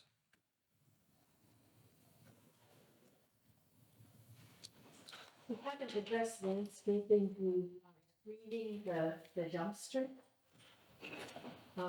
Often what we require is some sort of an enclosure for dumpsters. We do, but they're putting the dumpster right there, is from what I recall, it's right there. So, yeah, I suppose you could put a fence around it. You've got screening right there, can be those arborvitae's, and you've got screening way down there. They gotta be able to come in, you could put a fence on either side, but they gotta be able to come in with a truck and pick that thing up, so you're always gonna see it probably from the front anyway. It can be gated. Pardon me? It can be gated at property. And just, It could be, but, I mean, We always ask people to enclose the dumpster. so you wanna have them put an enclosure around the dumpster. Yeah. Okay, that can be added into conditions then, an enclosure, that'd be a fence, the enclosure of fence we're talking about here? 6-foot fence, talking about here? Well, to cover the height of the dumpster, however high the dumpster is. Yeah, wouldn't have jumping. Most things. Yep. And so, and gated, so meaning there'd be a gate in the front there. Okay, so that's another condition. Would it be agreeable to make that a green? I know it seems a little. They'd make it any color you want it, I would suppose at this point. So your dumpsters are probably green or black, right? Yeah. Could we make it, put a pitched roof on it so it fits in? We'll get it. I say barn red. I'm just saying, steel. Oh, no, we're talking about a fence around it. We don't care what color the dumpster is, right? It's gonna No, have a no, fence around what it. I'm saying is that, a steel colored fence around there doesn't, make it somewhat attractive by putting a color on it. Yep. Pig.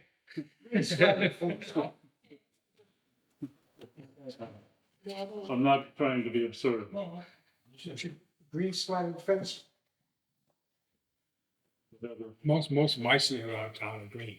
Yeah. Yeah, So I think that's good enough. so we'll say green to nail it down. Okay, Sure. Green. Okay. What else? Anything else? Make a motion that we accept it with the conditions so specified. Okay, a motion by Richard Lane to approve the site plan with the conditions that were noted. Is there a second? I'll second. Second by Brandon Self. Is there any further discussion? Would you like me to read the conditions once again to be sure we've got it right? Yes, you read those conditions. Okay, just what I to make have sure. is here, condition that storage be limited to 14 feet in height, open storage, right? Yep. I should say that. Landscaping modified with arborvitae, and replacing plantings as stated above, referring to the discussion that we had. Administrative permits to be achieved, New Hampshire DES AOT, DOT access permit, New Hampshire DES subsurface discharge permit, FAA permit, UPA, is that correct? EPA, yeah. EPA construction general permit, Army Corps of Engineering general permit, 6-foot high fence enclosure for the dumpster in green. Yeah, I don't think we'll need the Army Corps, and it's just typical EPA, NIFTY's general permit. Okay, that's included in that? Yeah, Yeah. the last one I think that was mentioned is not necessary. The Army Corps of Engineers, Yeah, yeah, it's general not- permit. Because, yeah, the EPA has a regular general permit anyways, construction. Yes. So I should take that out. So, yeah, let's take that one out of there, because that's just. Army Corps of redundant. Should Okay. redundant, yeah. Okay. Okay, those are the conditions. You made the motion, Ian seconded the motion. Is there any further discussion? And all those in favor indicate by saying aye. Aye. All those opposed? And it's done. So all those changes and to the plan have to be made. You can bring them to the land use office. They'll verify that they're there, and that will be that. You don't have a complaint here. Thank you very much for your time. Appreciate it. Thank you.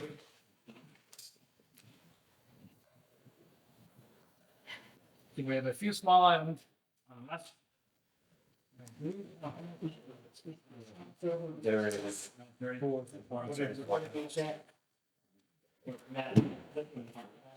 Yeah. Oh, you were here? I'm here. Here, I'm yeah. Let's just take a market basket on. We can forget about the we have zoning and stuff on there. Yeah. So the next item up would be market basket landscaping around that paved parking area that they're gonna put in back there. Am I correct? That's what it's gonna be. And that area back there is existing and you're paving. Yeah, just That's towards the area, yeah.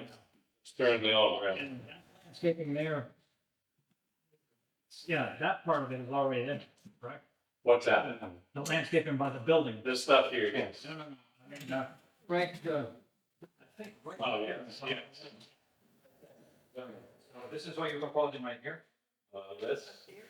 These are existing, so. Parking area there, and landscape, because of what we're saying. Landscape. They are just needed. South side.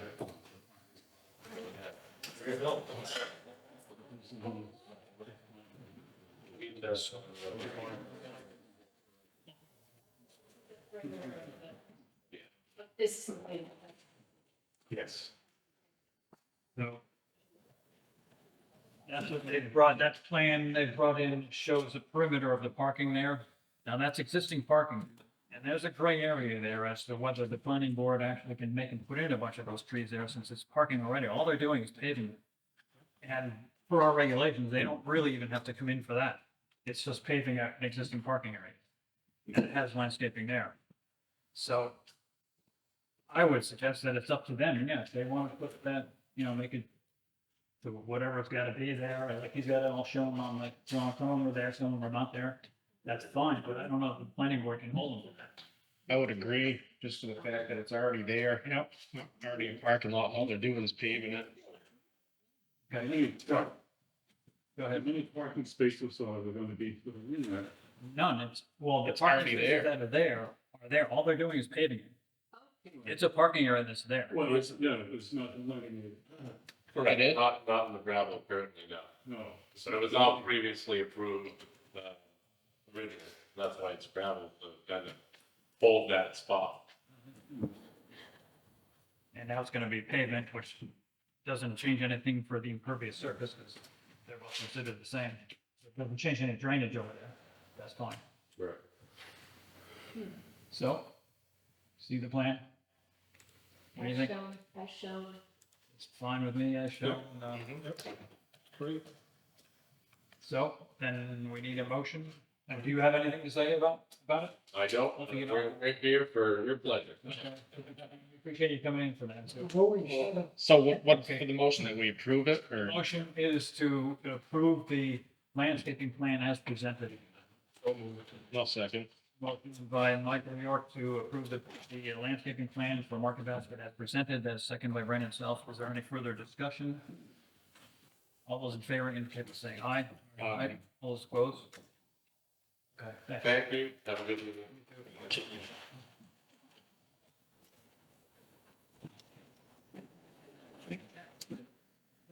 No, okay, so to adjourn would be in order.